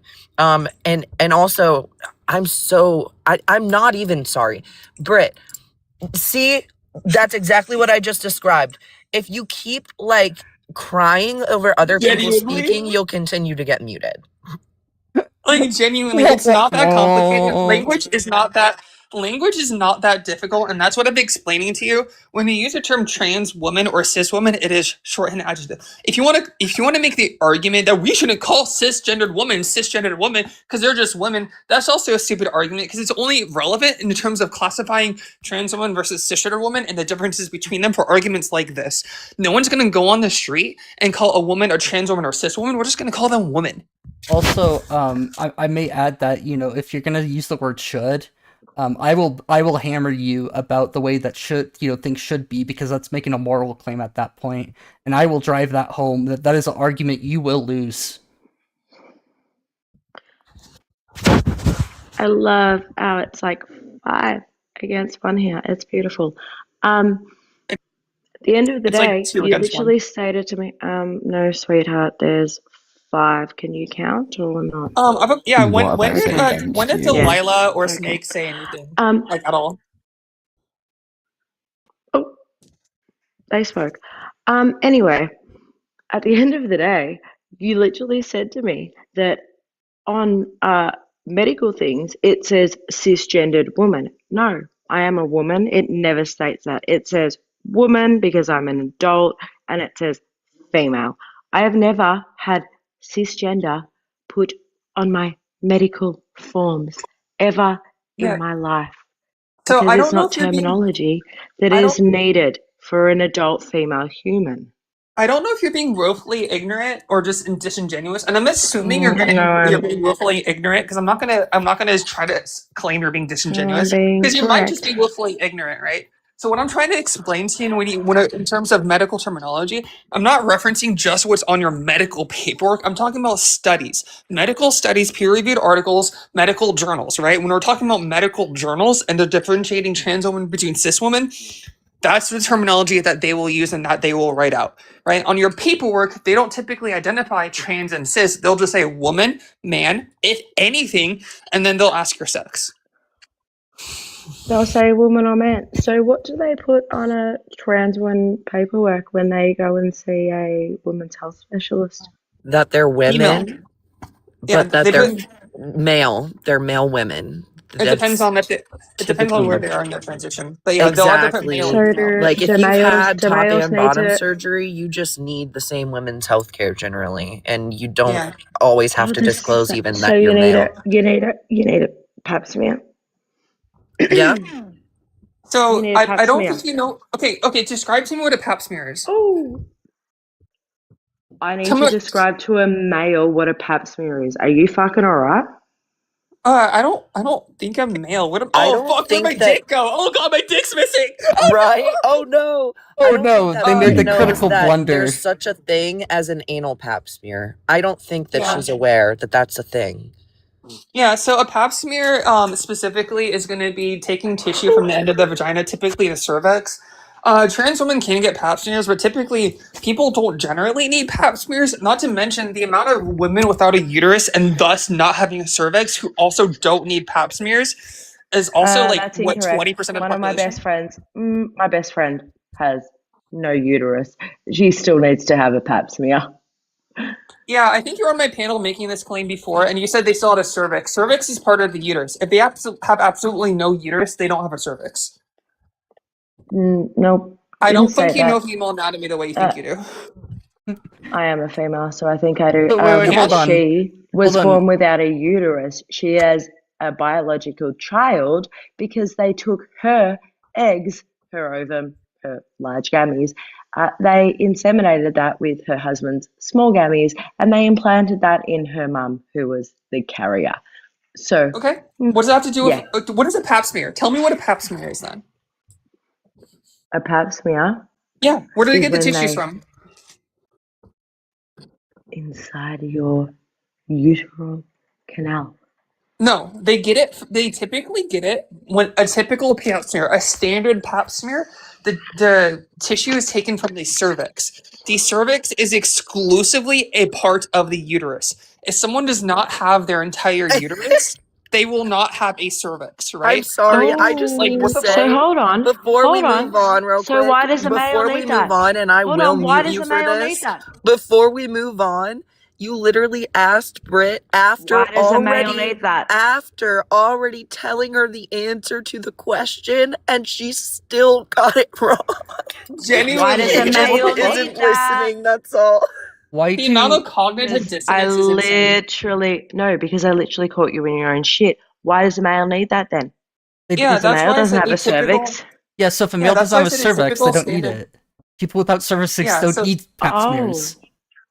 This yeah, is that's just what I'm Exactly. a trying to So why say. does a male need it? That's what I was stating. Caught you are in your you own are shit. you A lot implying of that Why a lot does a of male females. need it?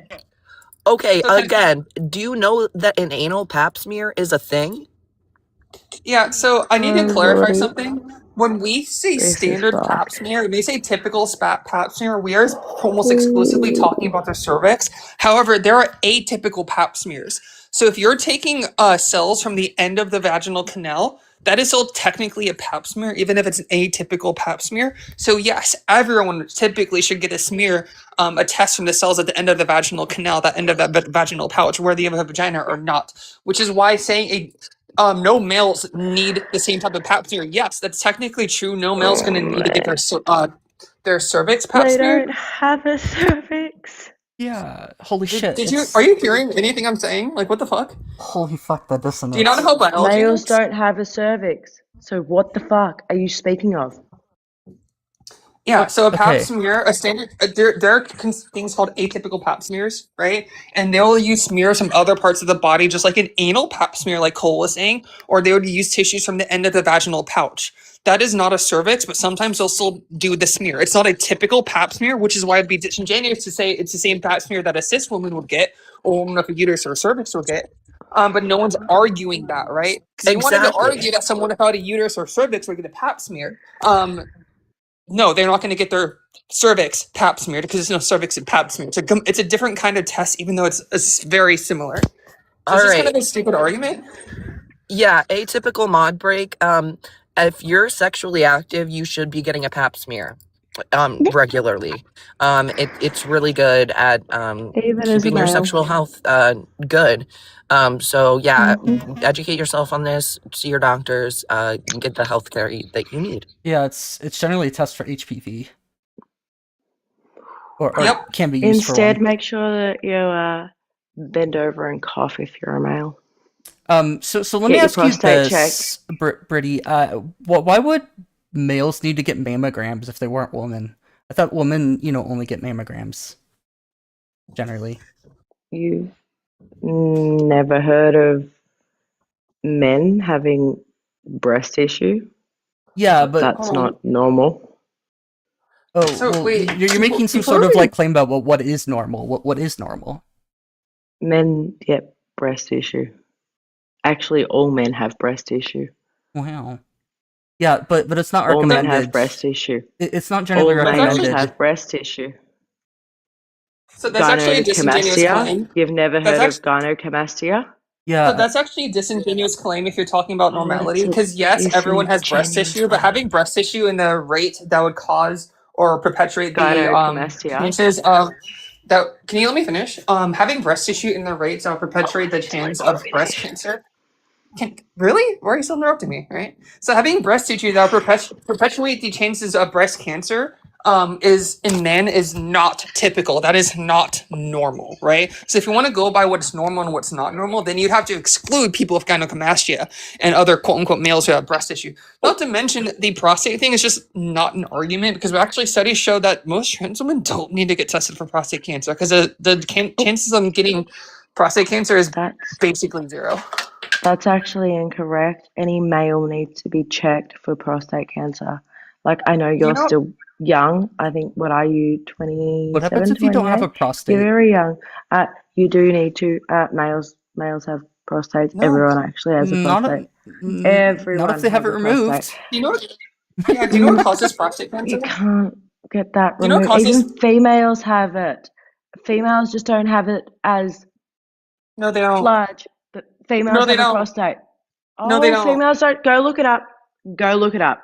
They Yeah, have so they have I don't skin think I know what a- glands. Look it up. Okay. You are fucking wrong. Yeah.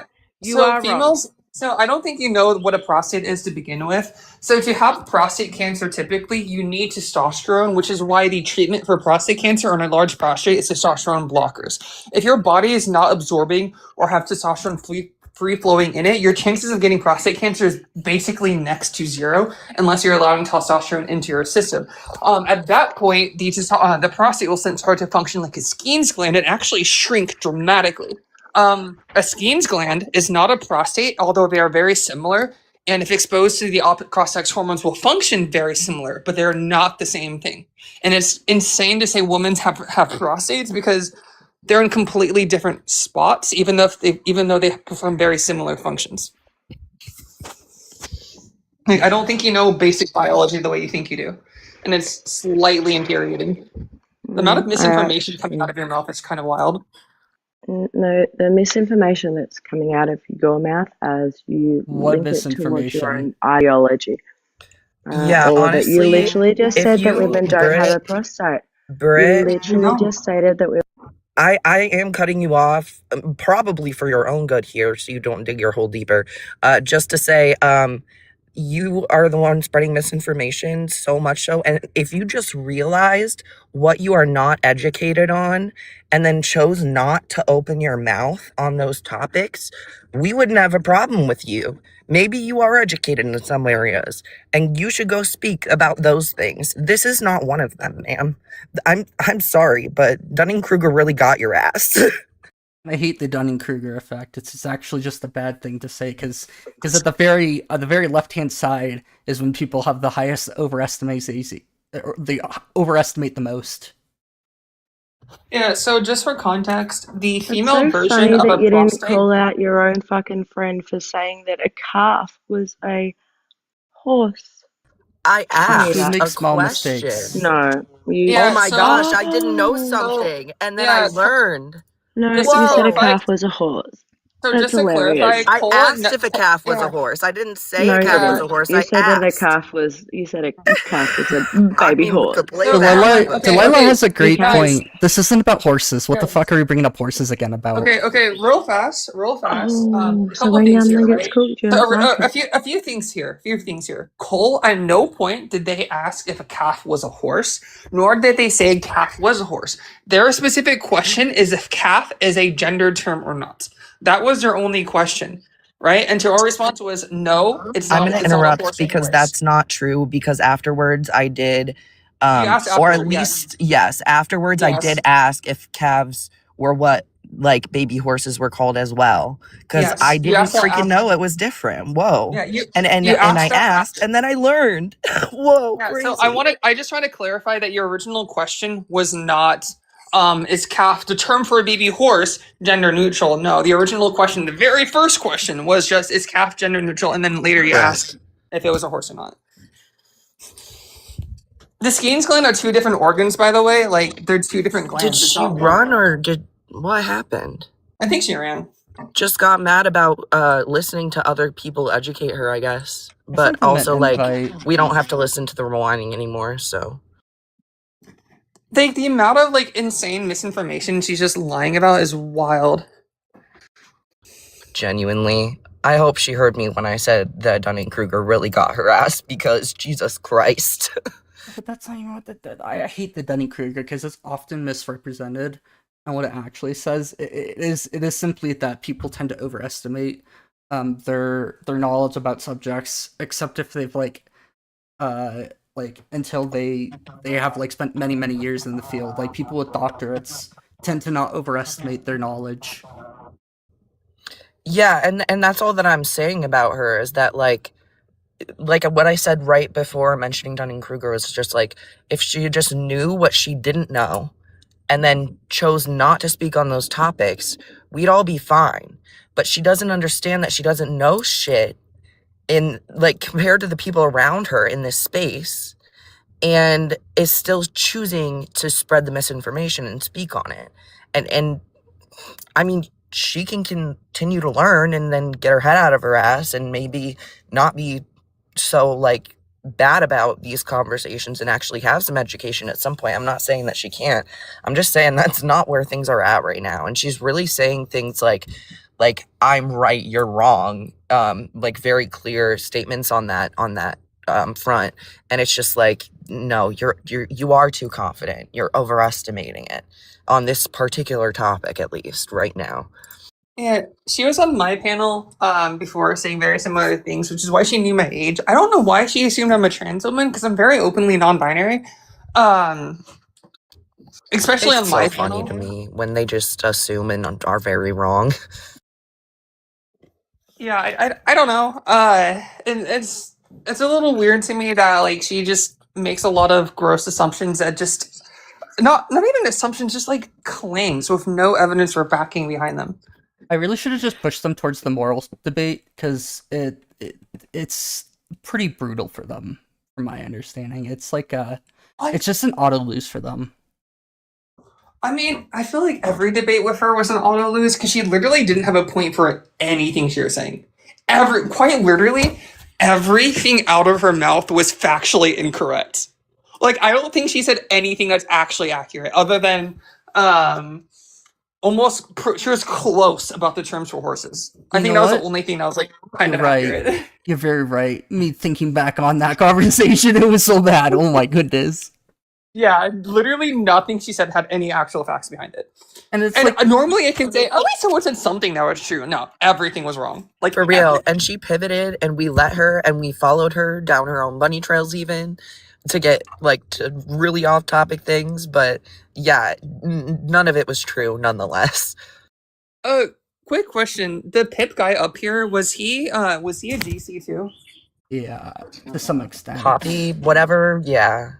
Oh, he ran for me. Okay, he probably knew who I was then. That's probably why he ran when I started talking, once he realized who I was. Lila says she was hung up on the stallions. The fact that the lady didn't understand that there's a term for castrated versus uncastrated horses, which is kind of wild too. Does castrating a horse make it not male anymore? If so, does that make it a sex term? Like what? It's very clear that it's like these things are just used to describe things that are useful within our society. And then we co-opt them as time goes on. Yeah. And the fact that we use them to make society easier makes them social constructs. Yeah. These like ideas wouldn't exist without like our society making them ideas. It's not like math where it's a prescriptive thing where like a function, will exist without like theoretically humans. They're like these are like transcendental things that are discoverable. It's something that's been classified for a reason within a society. So the only thing that's prescriptive, even remotely, was that she said was female. That's like the only thing that's prescriptive because we have a separate definition for female, even if people don't want to admit it. But we do Y'all, have a separate definition for female. sorry to interrupt. Do you ever just like remember you have an appointment and you're like, I'm gonna leave at this time, and then you just forget until well after the appointment? Did you do that? Yes. Yeah, I might have done that. I was supposed to leave at 12:45 and it's 1:30 now, and my appointment was at 1:10. Oh, Oh God, I should probably call, but I Yeah. can't. I can't even schedule another shot this week, anyways. So I guess it doesn't matter. I never miss shot appointments. Damn. what are you scared of? A little Anyway. jab? Come on now, Fred. No. As if I don't get enough. You knew at one point I was having a cluster shot appointment, which was 8 pokes in one appointment. Oh. And then I had my my shot, my T shot, and then I had my Xolair shot, and then I had my Aimovig shot. So I had, what's that, 9, 10, 11 shots in 1 week. It's fine. But I'm done with clusters, which is good. Blister. What did I just get a thing for? Oh, okay. I see what that is. Got it. Yeah, where are all the GCs? Come on. Come on. Here, GCs. Psst, psst, psst, psst, psst. We won't bite unless you ask us. Only 3 shares? Are you kidding? Pretty much everyone in here is like on our side. Let's get those shares up to like at least 10, guys. We can do it. We hit 10K. That's good. Let's see if we can hit 15. And then send a few more roses, maybe. Get to like 25. But if we reach the goal, then the live gets pushed. So keep doing all the things. It's a number of different things. It's commenting, it's liking, it's sharing, it's a number of other things. Like it's all that boosts live engagement. That's the big thing. Is Solid doing all these shares? Is that who? Is it you, Solid, or is it someone else? Oh, thank you for the roses, Izzy. Look at that, 50% there. I don't think that is Solid. Fuck, sorry, my phone died. It's Oh, okay. I look was at wondering you. where you went, but it's good to have you back. But Well, thanks for whoever's the gift. spamming those shares, thank you. I- Just share it with everyone. I was literally Good about job. to jump in and say, oh yeah, I have an appointment I need to get ready for because I have to leave in like 15 minutes. And I completely also forgot. I was like, oh shit, my phone's dying. I need to go upstairs to charge it. And as I was walking upstairs, It died. yeah, so I'm just on my iPad right now. Okay, well, I'm glad that me forgetting my appointment and saying something about it reminded you that you have an appointment. It works out at the end of the day, you know? It does. Also, you're on Avomeg too. You have chronic Aimovig, migraines? Yeah, I have chronic migraine. Yep. Oh my god, twinsies! Yeah. I don't think that's something you should say twinsies about. I'll be honest. It doesn't sound like a great thing. We're less alone in it, at least. Yeah. We're twinsies. We have chronic migraine disorder. Wait, do you have POTS too? Yeah. Oh, what? Twinsies! I actually, until I was on testosterone, I had extremely low blood pressure consistently. And now that I've been on T for over 2 years, I was chronically hypertensive. My systolics were coming back at like 150. So my cardiologist, who's been treating me literally for a decade since I started like losing consciousness and such, who diagnosed me with POTS and NCS and started treating me for both of them. I was like, did you ever think you'd be treating me for hypertension? And he was like, no, I did not. But we know it's because of the T. T can raise your blood pressure and your heart rate. So I'm still on like my beta blockers for my heart rate, but my blood pressure is actually like around 120 to 130 right now, unmedicated, which is good. Obviously, when it was like falling lower than 100 and I was passing out before, you know? So, yeah, I definitely find myself in a little bit of a different boat there. Sorry for the ramble on that. I'm like all over myself. With my medication, it's still all over, but slightly more manageable. But like I'm on multiple. Thanks. Solid. I love you. Please mute. Really, I'm muting please. you. But yeah, so like, okay, well, fuck, what was I saying? My blood pressure goes all over the place. Some days it'll be fine when I'm standing with my medication, but other days, right, I'll get really faint and my blood pressure will be normal. So I'm like, okay, that's weird. I lay down. Like, this happened once, right? Because this is the only time I actually managed to record it for my doctor, and he just didn't care. Did you get the heart rate too while that was happening? Yes, I did. Okay, was it normal or whack? It was like 140. Yeah, that's why. Yeah, I know, but here's the thing, right? Here's the thing that made me almost like, I genuinely felt like I was dying. So I put a bed in my car for situations like that. Like, Oh, it was salvage sharing. Okay, sorry, go ahead. But yeah, so what I did was I lay down in my car and I immediately felt so much worse. But my my head felt worse. I don't know why. Until I checked my blood pressure while laying down, it was like 170. Yep, that'll happen.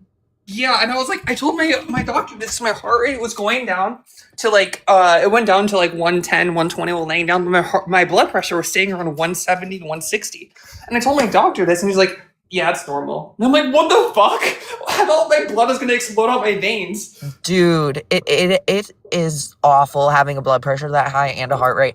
Okay, so when I had to, because they say you shouldn't be on beta blockers when you're getting allergy shot treatments, which I'm getting right now, especially the cluster shots, which I was doing, but I'm done with now.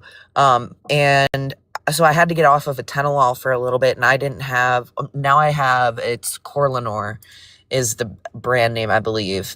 And it's not a beta blocker, but it lowers your heart rate. And I took that last time, and I had to skip the atenolol, and it didn't go back up. But when I was off it for a while without the Corlinor, I literally took my grandma's trash out for work, which I work at my house. My parents and my grandma and I all live here, and I'm a part-time caretaker for my grandma. So I'm taking the trash outside of my own house, and I walk back in, and I felt like my heart was gonna fucking explode. And I take my heart rate, and it was 157. And I was like, dude, it took over 10 minutes for it to get under 100 sitting down. It was ridiculous. So, yeah, that the Corlinor has helped since then. But yeah, that's not normal. You should have more clarity. I mean, it may be normal depending on how far into your treatment you are, because I had been on those medications consistently for, like I said, about a decade, before now, relatively recently, when I had to get off of my Florinef because I'm hypertensive, and that makes your blood pressure even higher. But yeah, that's at the beginning, I guess it's somewhat normal, but like, yeah, when that's happening, I would say don't put your like feet above your head or anything like that. If your blood pressure's already high, you don't want to make it higher in your head. That's not going to feel good.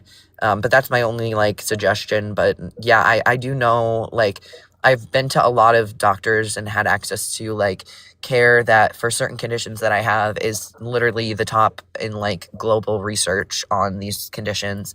So I have access to a lot of resources as well that have helped me to understand what is normal, what's not normal, depending on hormones, the position you're in, the amount of activity you do, how much you've eaten and drank, stuff like that, what you should do in certain scenarios when your blood pressure is high, when it's low, when your heart rate's high, when it's low, things like that.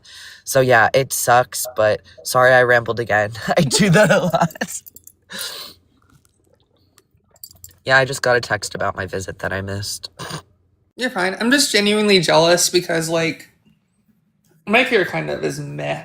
I'm just on fluticlidazone and Nabivinol, and it helps, but my resting heart rate gets to like 30 or 40 BPM. And that's the only way it helps. But my peak still goes to like 120. So like it feels worse when I hit that, even though my heart rate doesn't go as high as like 180, 170 when I'm on it. Yeah, that totally makes sense. When my heart rate was controlled for the longest time, and then it was not controlled, like it feels so much worse, even when it's at like lower 100s, 110s, 120s area, because I just hadn't experienced it in so long, and so it seems like a lot worse than like my resting heart rate being in the 60s, sometimes 50s for me as well. But what was the other thing I was gonna say? See, now I forget. Don't forget. Oh yeah, okay. So you're on Florinef, or fludrocortisone. They're the same thing, which I used to be on to keep your blood pressure up. And you're on a different beta blocker than I'm on, but you're on a beta blocker, which is good. It sounds like your beta blockers are keeping it within a better range. And you obviously would not want to up it if your resting is getting that low. And that's also why you don't want to take your beta blockers too close to bedtime, because when you're laying down, your heart rate's going to get lower anyways. So usually it's a like morning and afternoon time prescription. And sometimes with things like 4NF, if you take it and then lay down as well, that's when your blood pressure is going to be spiking anyways. So you're going to feel it more in your upper body because you're already laying down. So that also was a morning and evening prescription for me until I was hypertensive. And then they were like, we got to get you off that Florinef, dude, because it's not helping, it's hurting. So yeah, we were on one of the same meds and are on a similar med for our heart rates. So yeah. For me, it's just a matter of like, even though my stats theoretically, apart from my blood pressure, are fine, it doesn't. I don't feel better. I actually haven't taken my medication in a minute now because I lost my job, so I actually missed my last appointment. I have a new job now, just to clarify. So I'm trying to get a new appointment to get back on my medication because I actually ran out like very, very recently, which is a little scary. But yeah, just even on the medication, I feel like it didn't help as much. It helps. How do I put this? It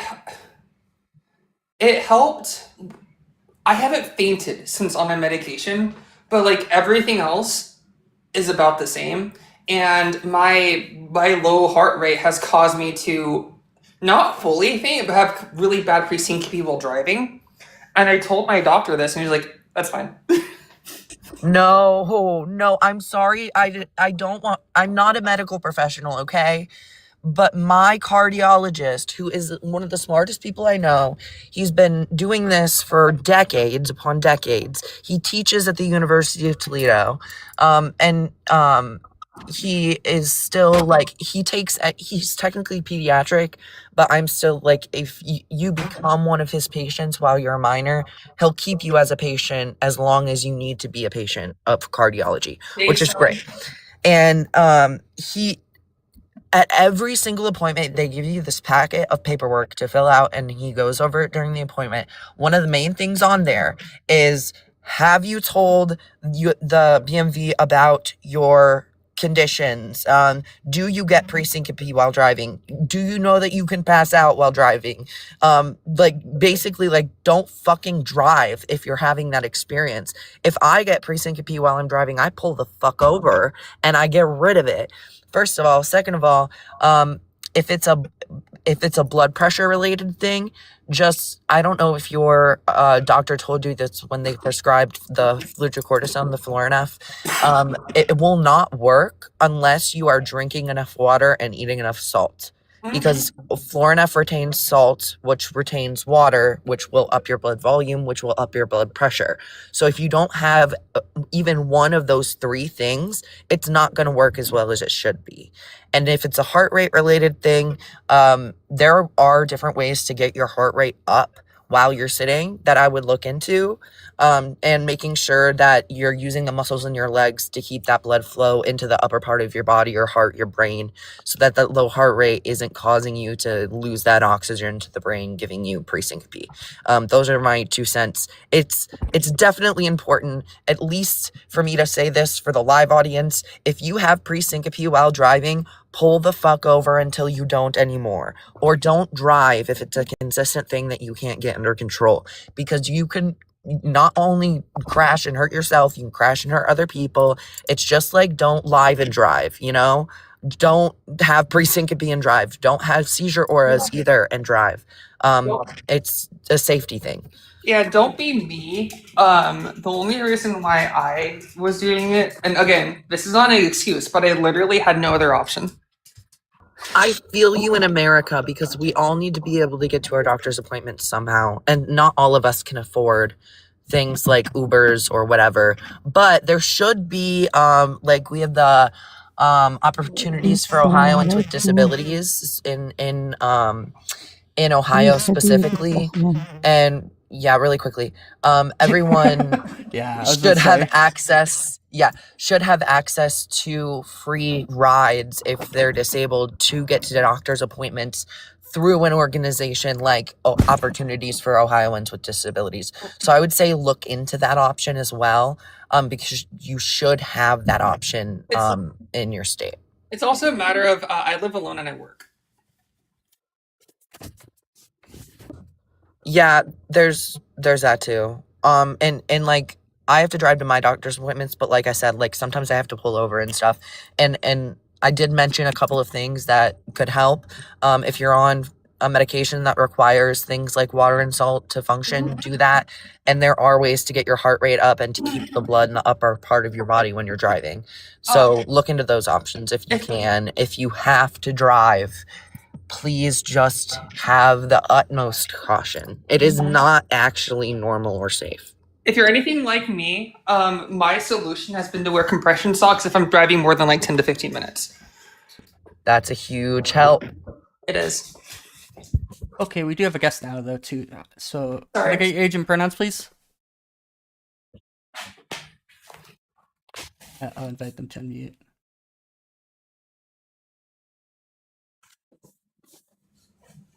Hello. Is it Miriam?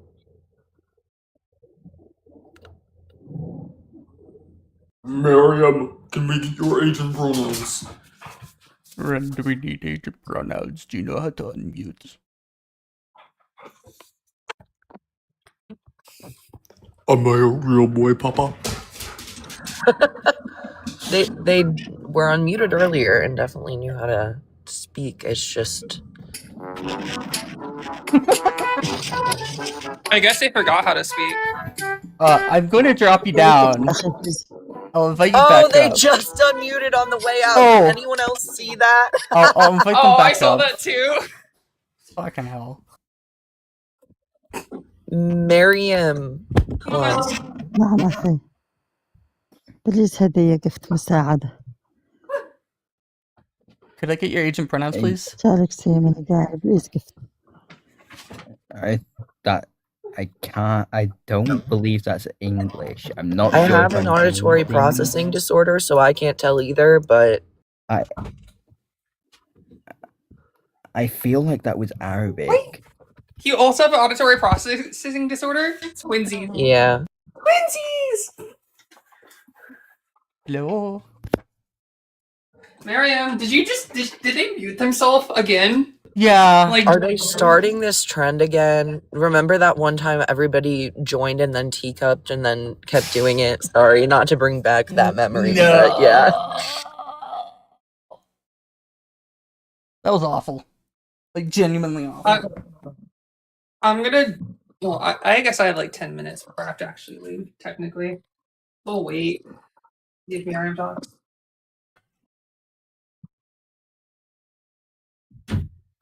Milo, you gotta go in the kennel. Come on. I love you, but you do have to go. Good boy! Good boy! Yeah, I thought so, Salvage.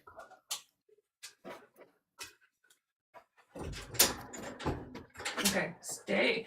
Okay, I'm only gonna be gone for about 2 hours, hopefully. My appointment doesn't take long. Okay, Milo? Okay, I'm not leaving the house. I'll be gone by then because I have an appointment then. So. I'm leaving in like 5 minutes. Mama, check your messages real quick because you'll see. I can check them once I'm off the live. Is that an ODST sound that I just heard? Maybe? That's wonderful. The doo-doo-doo. Don't touch me. I fucking love ODST. Are you kidding me? Yeah, it's my text. That's my text tone. Very few people recognize it, but the most who do love it. ODST's got such a cool like backstory behind it, and how it's got like a story and a sub story that are both like they're both what are you doing, Solid? They both follows Dante's Inferno. If you've ever looked into it. بليز هدية كيف حبيبتي ومساعدة بليز جالكسي من قال What? بليز It's Arabic. I don't know what they're saying. بليز هدية Not. I don't think it's Arabic. I think it's like Welsh. I don't That know is what's not going Welsh. on. No, I know that's not Welsh. I can promise you it's Just not. disconnect. I don't know what's going on. I don't know. I'm pretty sure that was a refugee as well, Stowe. Oh. You just Racist. I don't know what they're saying. All right, I'm gonna dip though. I have to leave for my appointment like now. Bye. Bye. Bye. turn on your camera. Oh. Wow. Why did you invite me to turn on my... Who did that? No! Stop! Why? I can get the worst echo ever by just doing that. Wow. What was that?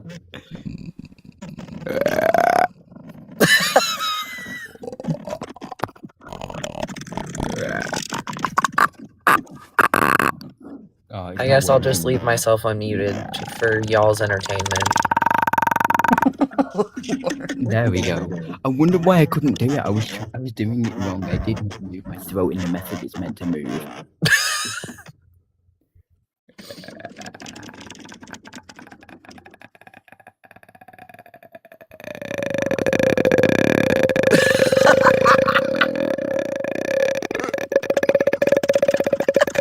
Did you just burp, kid?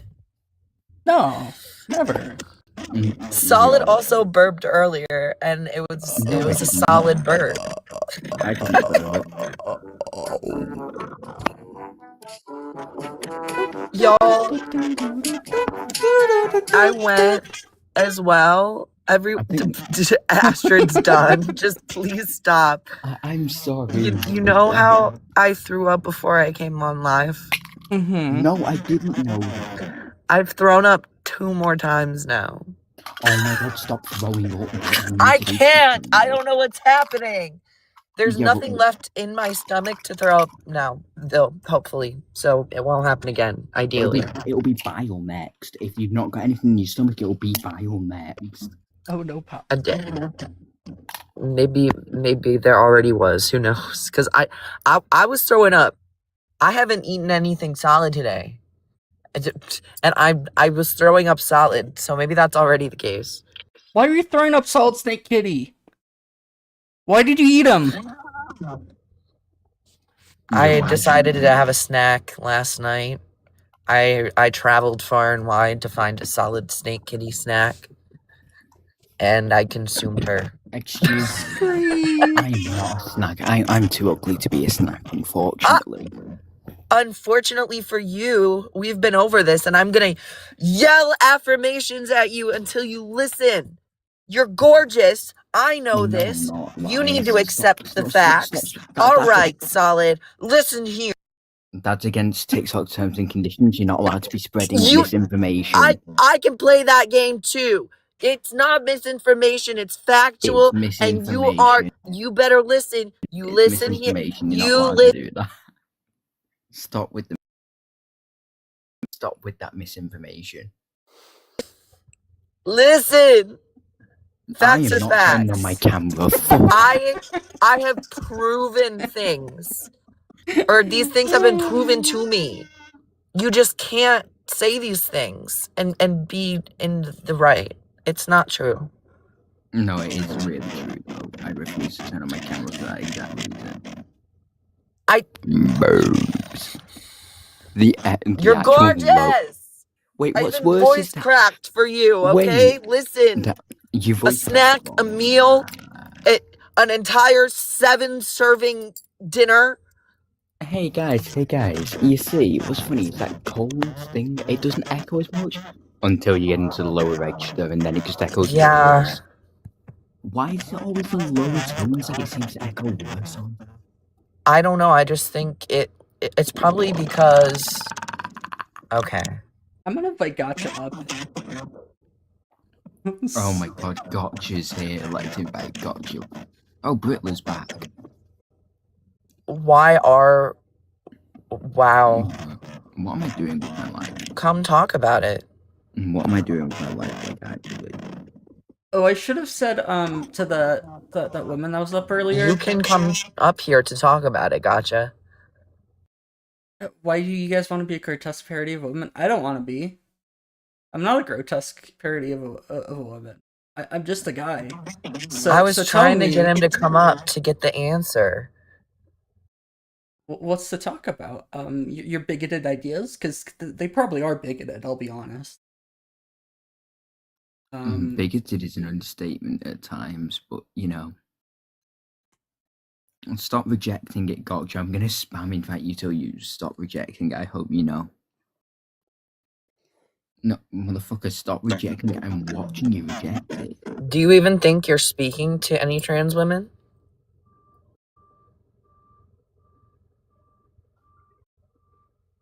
Your dad didn't think I was grotesque.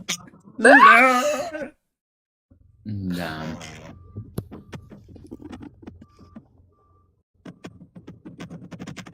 Oh, that's awful sounding. The echo. Nah, I'm just gonna say, whilst we're waiting for Gotcha to come up.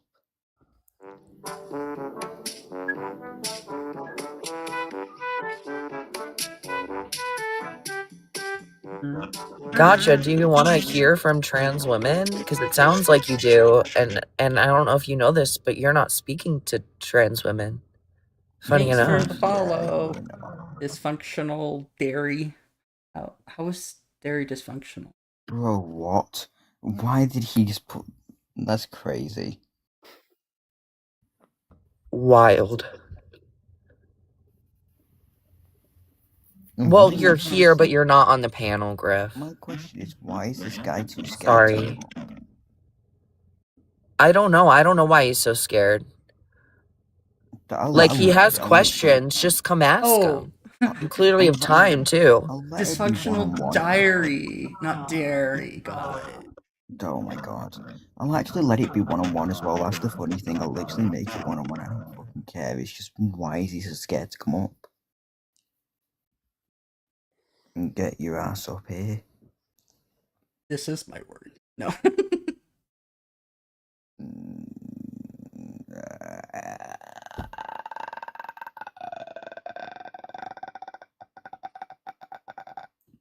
But no one's trying to turn themselves into a grotesque parody.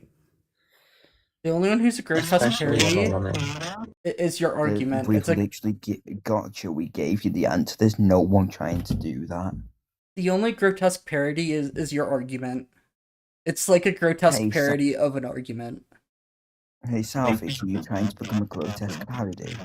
Sorry, I unmuted too soon and there was probably... Yeah. No.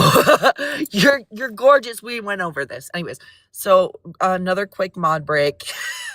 I love you, Solid. You know this. We hit 15K likes. We also hit 100 shares. We're active in the comments. That's good.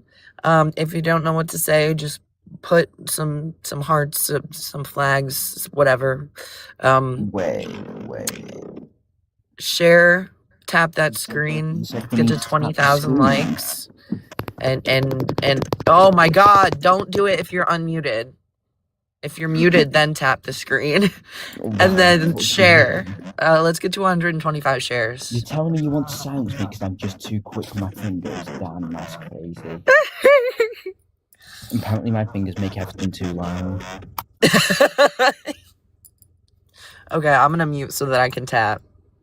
I like how Gotcha keeps saying that, like, you know, like, they're grotesque parodies, but, like, nobody hears a trans woman, even. Like, this is actually just, like, not even an argument at this point. So it's just, like, this is all you've got. Which I grant is, like, you probably don't have good arguments, because there are no good arguments against trans people. I mean, Lily Tino is a grotesque parody. Is anyone up here Lily Tino, mate? We're not mind readers. We don't fucking know what someone else thinks. So call a trans woman and ask him? That would be misgendering. Gotcha. I hope you understand that that's against TikTok terms of service to intentionally misgender individuals. I just want to let you know. And it is clearly intentional. I mean, you're not hiding it from anyone. Nah, what do you mean it's so unintentional? Oh wait, yeah, I forgot I'm having my foot-long sausage wrapped in bacon cooking at the moment. I'm not even joking. I currently have a Genuinely. foot-long Massive pig in a sausage. blanket. No. Yeah, I'm cooking well, it's actually bigger than a foot long, and it's wrapped in bacon. Gotcha. And then I'm What's having potato misgendering? waffles with it. What's misgendering? It's where you don't gender someone correctly. That's kind of the point of the prefix miss put with the word gendering. Whoa, crazy shit. Racial Levine is not even. Yeah, I don't even know who this person is. I don't care Bro, what about. is going on? Hey, Exactly. look, Again, look, none of look. us up here are that person. Nah, why are So you who do you speaking think up you're here? talking to, and what do you think you're even talking about at this point? I have a profound lack of understanding of popular trans people, which is kind of a good and a bad thing, because like I just don't know what to say about these people. So like I just don't speak about them on purpose, because like I don't know who. Is he shadow boxing? Yeah, exactly. I'm not trans, no.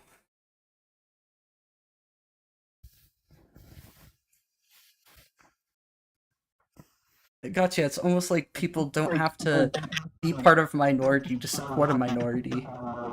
Also, none of us up here, gotcha, none of us are trans women.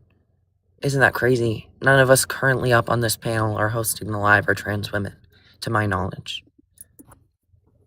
Nah, like I'm just like so trans that I'm just cis. You did the whole circle. He came back around.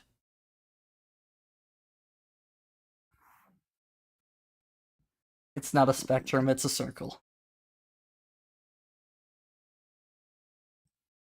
I'm EP and it's everyone's fault.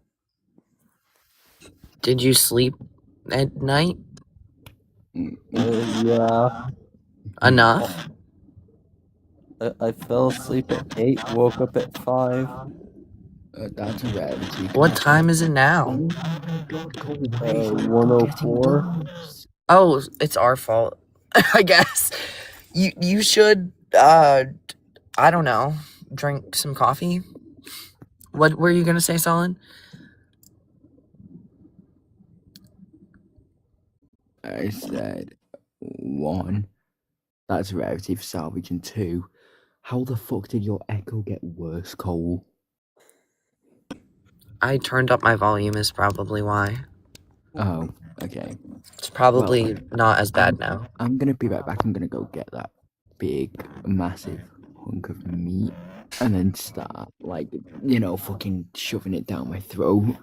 Enjoy. Down my gullet. So if you give me a minute, I'll be back with it.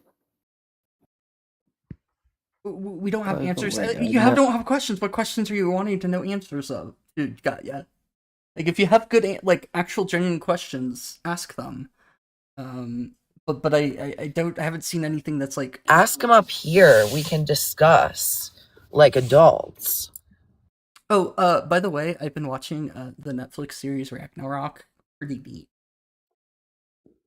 It is originally in Norwegian though, so it is just English subbing or dubbing. Have you seen, speaking of English dubbing, have you seen Dark? I've seen it, haven't watched it. You have to watch Dark. It is so good. My dad convinced me to watch it, and I hate when things are dubbed in English because it makes my APD even worse when I can't like read lips all the time too. It bothered me at first, but I got so into it. It's such a good show. It's so worth the watch. Did you see the Hector Salamanca YouTube short thing that I sent? Yes, I did. You're treating us like dogs. Strokes out. Hector was such a great character. Pretty solid character, yeah. What do you I prescribe mean, lipo to? These are like some bottom of the barrel arguments. Like anorexia is clearly like That's just ableist. You can't relate something like an eating disorder to being trans is not something like being trans. Exactly. So we know how to how to treat anorexia. We also know how to treat gender dysphoria. They require very different things because it's almost like they're different disorders. Wow. Also, just for clarification, being trans in itself is not a disorder. It's very explicitly said in the DSM-5 along with the ICD-11.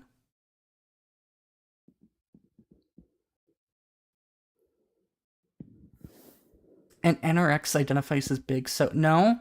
Anorexia people think that they're overweight and then they need to lose weight. It's also I'm actually not entirely sure about what the background of anorexia is. Yeah, and now we're kind of getting into the intersection of body dysmorphia. That would be more accurate if you said somebody with body dysmorphia believed that that's actually what that particular diagnosis addresses. But being anorexic just means that you restrict your diet.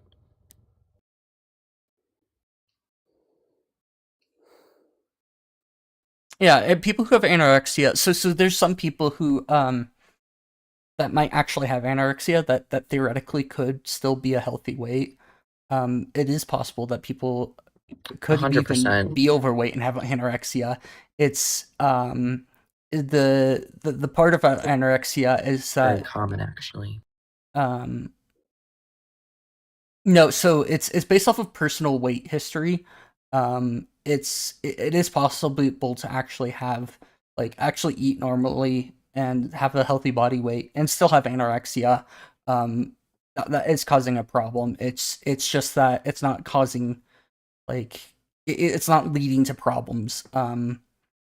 If you do leave it untreated, weight loss can get to a point where there's actual physical issues, but Even before then, you are being malnourished, even if you're not quote unquote underweight, skinny, whatever that terminology would be, dependent on the setting. Yeah, you typically would be. They're giving the criteria of a completely different thing. They're giving the criteria of a psychological condition that causes the person affected to it perceive themselves as being extremely overweight and then starve themselves because of it, trying to lose weight that they don't actually have. You're describing body dysmorphia, which I talked about earlier. Exactly my point. That's what he's describing, not anorexia. Yeah, it's a body dysmorphic disorder.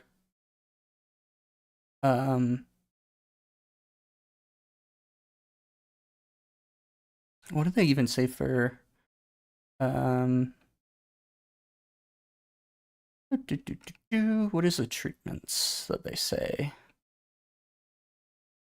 CBT, exposure therapy, or hypnotherapy, medications. All in all, the point is it's not comparable to being trans or body dysphoria, even gender dysphoria, what I meant to say. So why don't we stay on topic and then you can ask some questions. But also, I'm going to invite you up again. It's really ridiculous. You've got the time. You've got the energy. Just come have a conversation like adults. Come on. Yeah, so the big difference in between here is that we understand that if we just let people starve themselves, it leads to bad outcomes. Similarly, if we just let people live their lives a non-authentic life and try to force them into a box, it leads to bad outcomes. So no, you can say that they're the same thing, same fantasy, but in reality the treatment options are very different. We understand he'd have to hold that every psychosocial schema is fantasy. That's wild. False equivalency final boss in chat right now. Yeah, basically.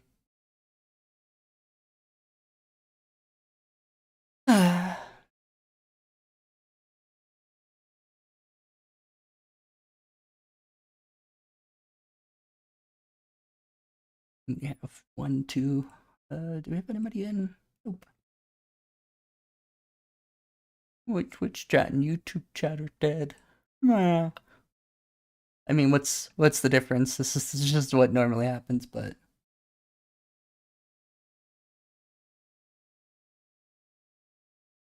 so gotcha. Like people who are trans, they're very aware of their biological realities. They understand what they have in their pants. They're not like denying that they have a penis or like, you know, like, they're very aware of these things. It's they're not trying to say that they don't have these things. It's so that it causes them discomfort, or you know they don't align with the sex that they were assigned with at birth. That's what it is. Well, so like it seems that you so fundamentally misunderstand trans people that it's like problematic. Like I don't think that you even understand what trans people are. That like you can't even create a reasonable argument because you don't understand them in the first place. It's not even like thinking that you are something else. It's actually based off of like the internal sense of self. This is people being trans is a natural expectation under the wide variety of human identity. Yeah, and that's another thing too. Like, even if it is like some sort of fantasy, it doesn't necessarily mean that it's bad.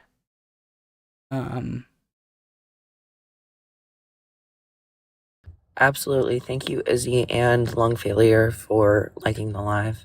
I tend to also, I mean, I try to stay away from like saying that these things are fantasies, because it's like that just stigmatizes trans people, and there's other ways you can go about it. That like, I would say that like fantasies are like fall under completely different things, than what I would say like transgender individuals experience. Like it is a very different experiential thing, saying that you identify as one thing versus knowing that you're, you know, like it'd be fantasy if I said that I'm a unicorn, because like you're not even a horse in the first place, and like there's some very clear differences between a human and a horse that just make it physically impossible. Identifying within a social schema is completely possible.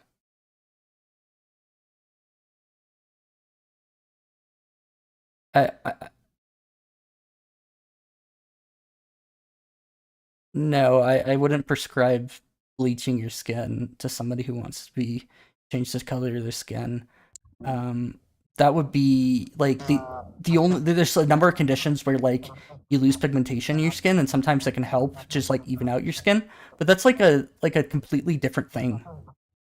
Absolutely. And I don't even talk about race when we're talking about the trans topic specifically because people will be like, well, if I'm transracial, then blah, blah, blah, blah. And it's like, no, transracial is a term within the adoptee community, and that is an entirely different topic and debate.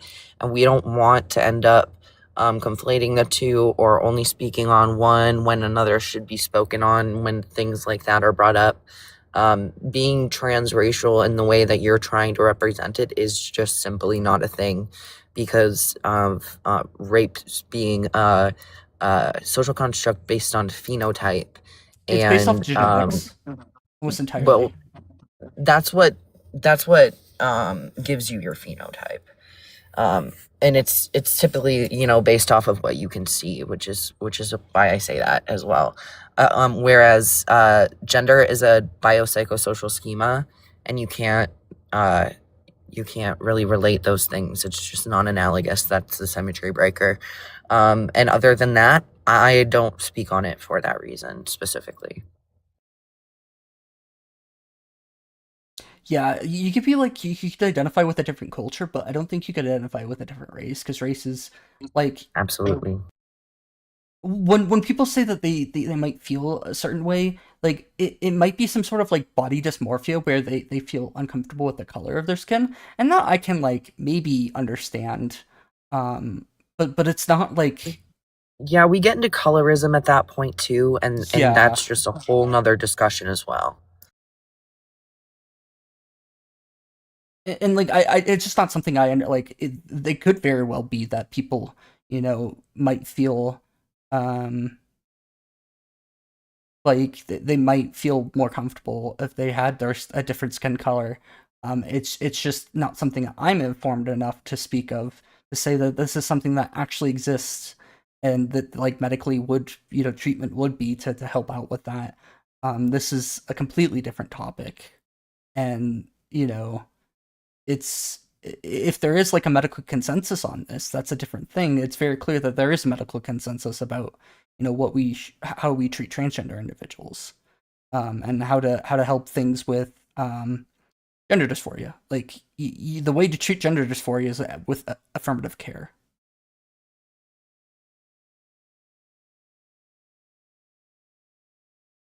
Basically, we're gonna follow prescribed like medical advice, which for trans people, with the research done, we know what leads to the best outcomes for trans people. Therefore, the recommended treatment is for them to get gender affirming care. Whereas if somebody were to be in another situation, that care that's suggested by professionals isn't necessarily going to be the same, which is why we don't conflate them in that way. We just say, no matter what, we're going to listen to medical professionals. Astrid. When you load in. It's a wild Astrid trying to load in. Busin, you know it. Hey, as I said, that shit. There we go. Foot long. God damn. That's definitely over a foot. It's a cinnamon roll, but sausage. It's bigger than a cinnamon roll. It's a fucking pinwheel of sausage wrapped in bacon. Wonderful. I need to get a wonderful with potato waffles. You can't forget the potato waffles. Yes. Okay. It's like fries, but I was about to say it's like a French fry, but you mean a waffle fries? fry, but yeah, but like a weird version of a waffle fry. It's called a potato waffle. There's a difference. Waffle fries are slightly different. Usually thinner and less it's structured, but it's a lot thinner and it's a lot less angular shaped than potato waffles. Still good though. You know something we need to change about society? We need to make society less structured about being diurnal. Or if you don't know biology terms like this, it's being awake during the day.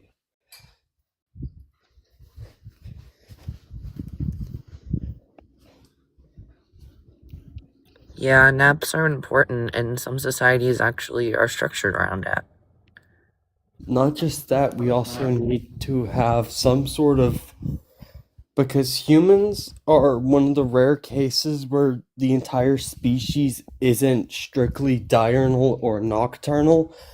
Humans actually vary from individual to individual. So some people will have their internal clock set for their awake cycle to be during the night. And society just completely disregards those individuals, such as myself. Yeah, should I just unravel this pinwheel and just start shoving over? I don't know, but also, Astrid, I don't know what's happening either.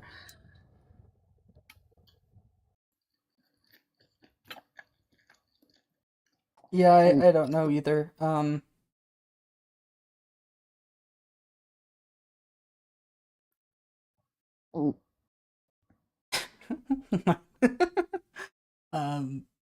Yeah, I don't know. It doesn't seem like opposition's coming. Hello, opposition. You there? You want to join?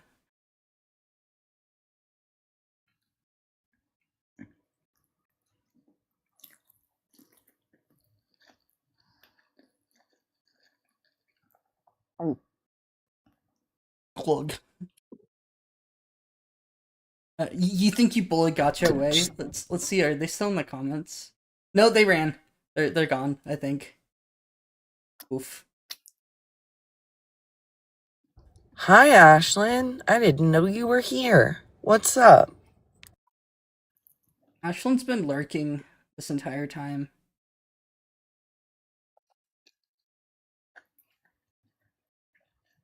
He was annoying. Don't. It's not your bad. It's your good. Thank you, Izzy.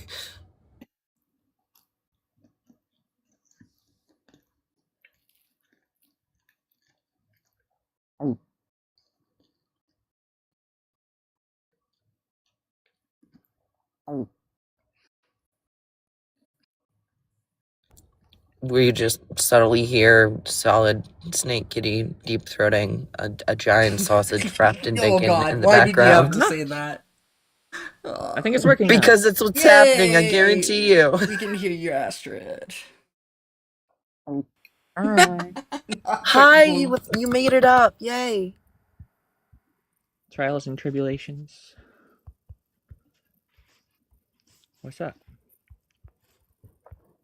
What's that?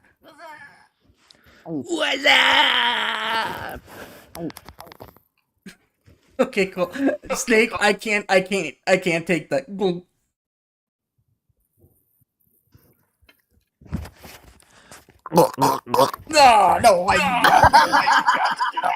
Yes, Astrid. I knew that was coming. You know me too well.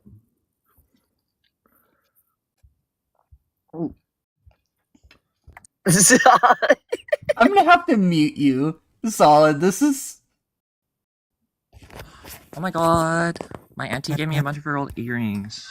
Look at this. Cute. They're like dragonfly wings. I'm not the only one with an echo now. I have an echo? Dang it.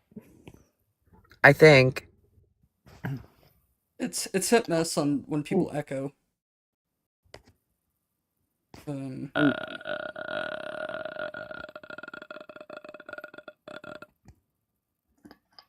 that echo? No, like when I talk, when you're unmuted, it was echoing, but now it's not. So that's good.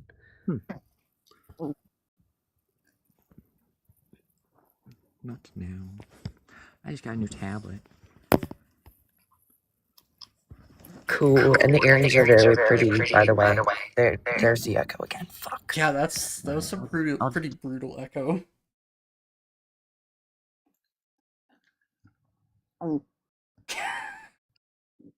Okay, Snake, I have to mute you. In the best I'm way. muting you. I can't. You've lost mic privileges. No, you're staying muted.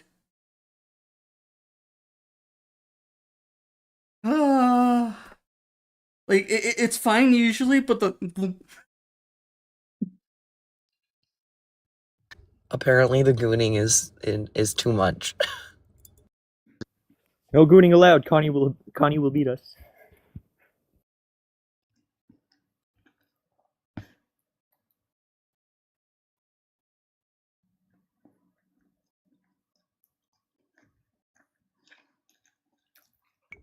yeah, Hey, what was wrong? Griff's oh, I shouldn't say that on live.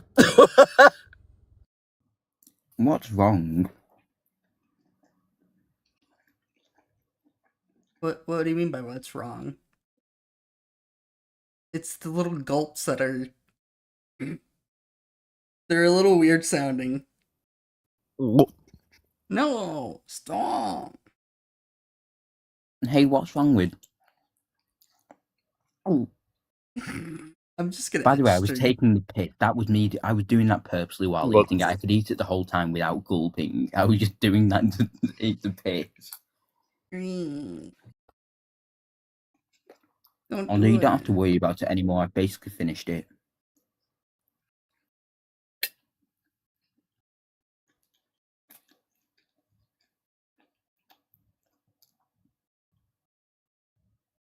This device hasn't had a system update in more than 23 months. Oh, this better not take like 2 hours. What device is it? Like a laptop or? It's an ONN tablet. Oh. Oh, it just needs to restart. Okay, we're good. Sometimes I keep breaking all my tablets, so I don't have anything to read like as an audio or an ebook. Read a real book. I do read real books, but I can't afford all the books I want to read. Fair. And I hate reading on my phone.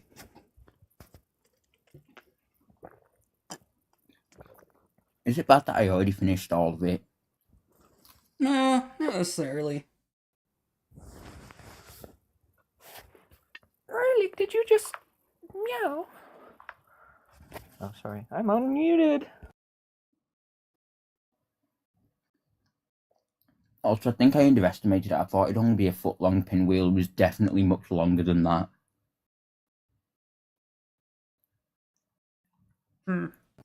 Not as big as my dick.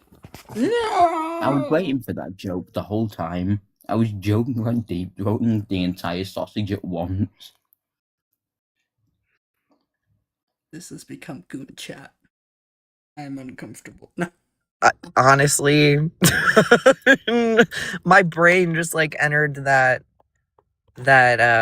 realm of interacting because you're all friendlies, and that's kind of where things were going, and now I just can't switch back to like behave like an adult. Hey, to be fair, it was good. You can't tell me that It was. you wouldn't enjoy eating a shit ton of sausage wrapped in bacon, unless you're vegetarian or vegan, of course. But you know, no gooning. Damn, that's crazy. I might end stream because it doesn't seem like we're gonna get any more friendlies, and our viewer count has peaked. It seems. Damn. Can we have like 3 minutes of unfettered gooning? Please. Okay. No. Wait, 3 minutes. 3 minutes of gooning. Okay.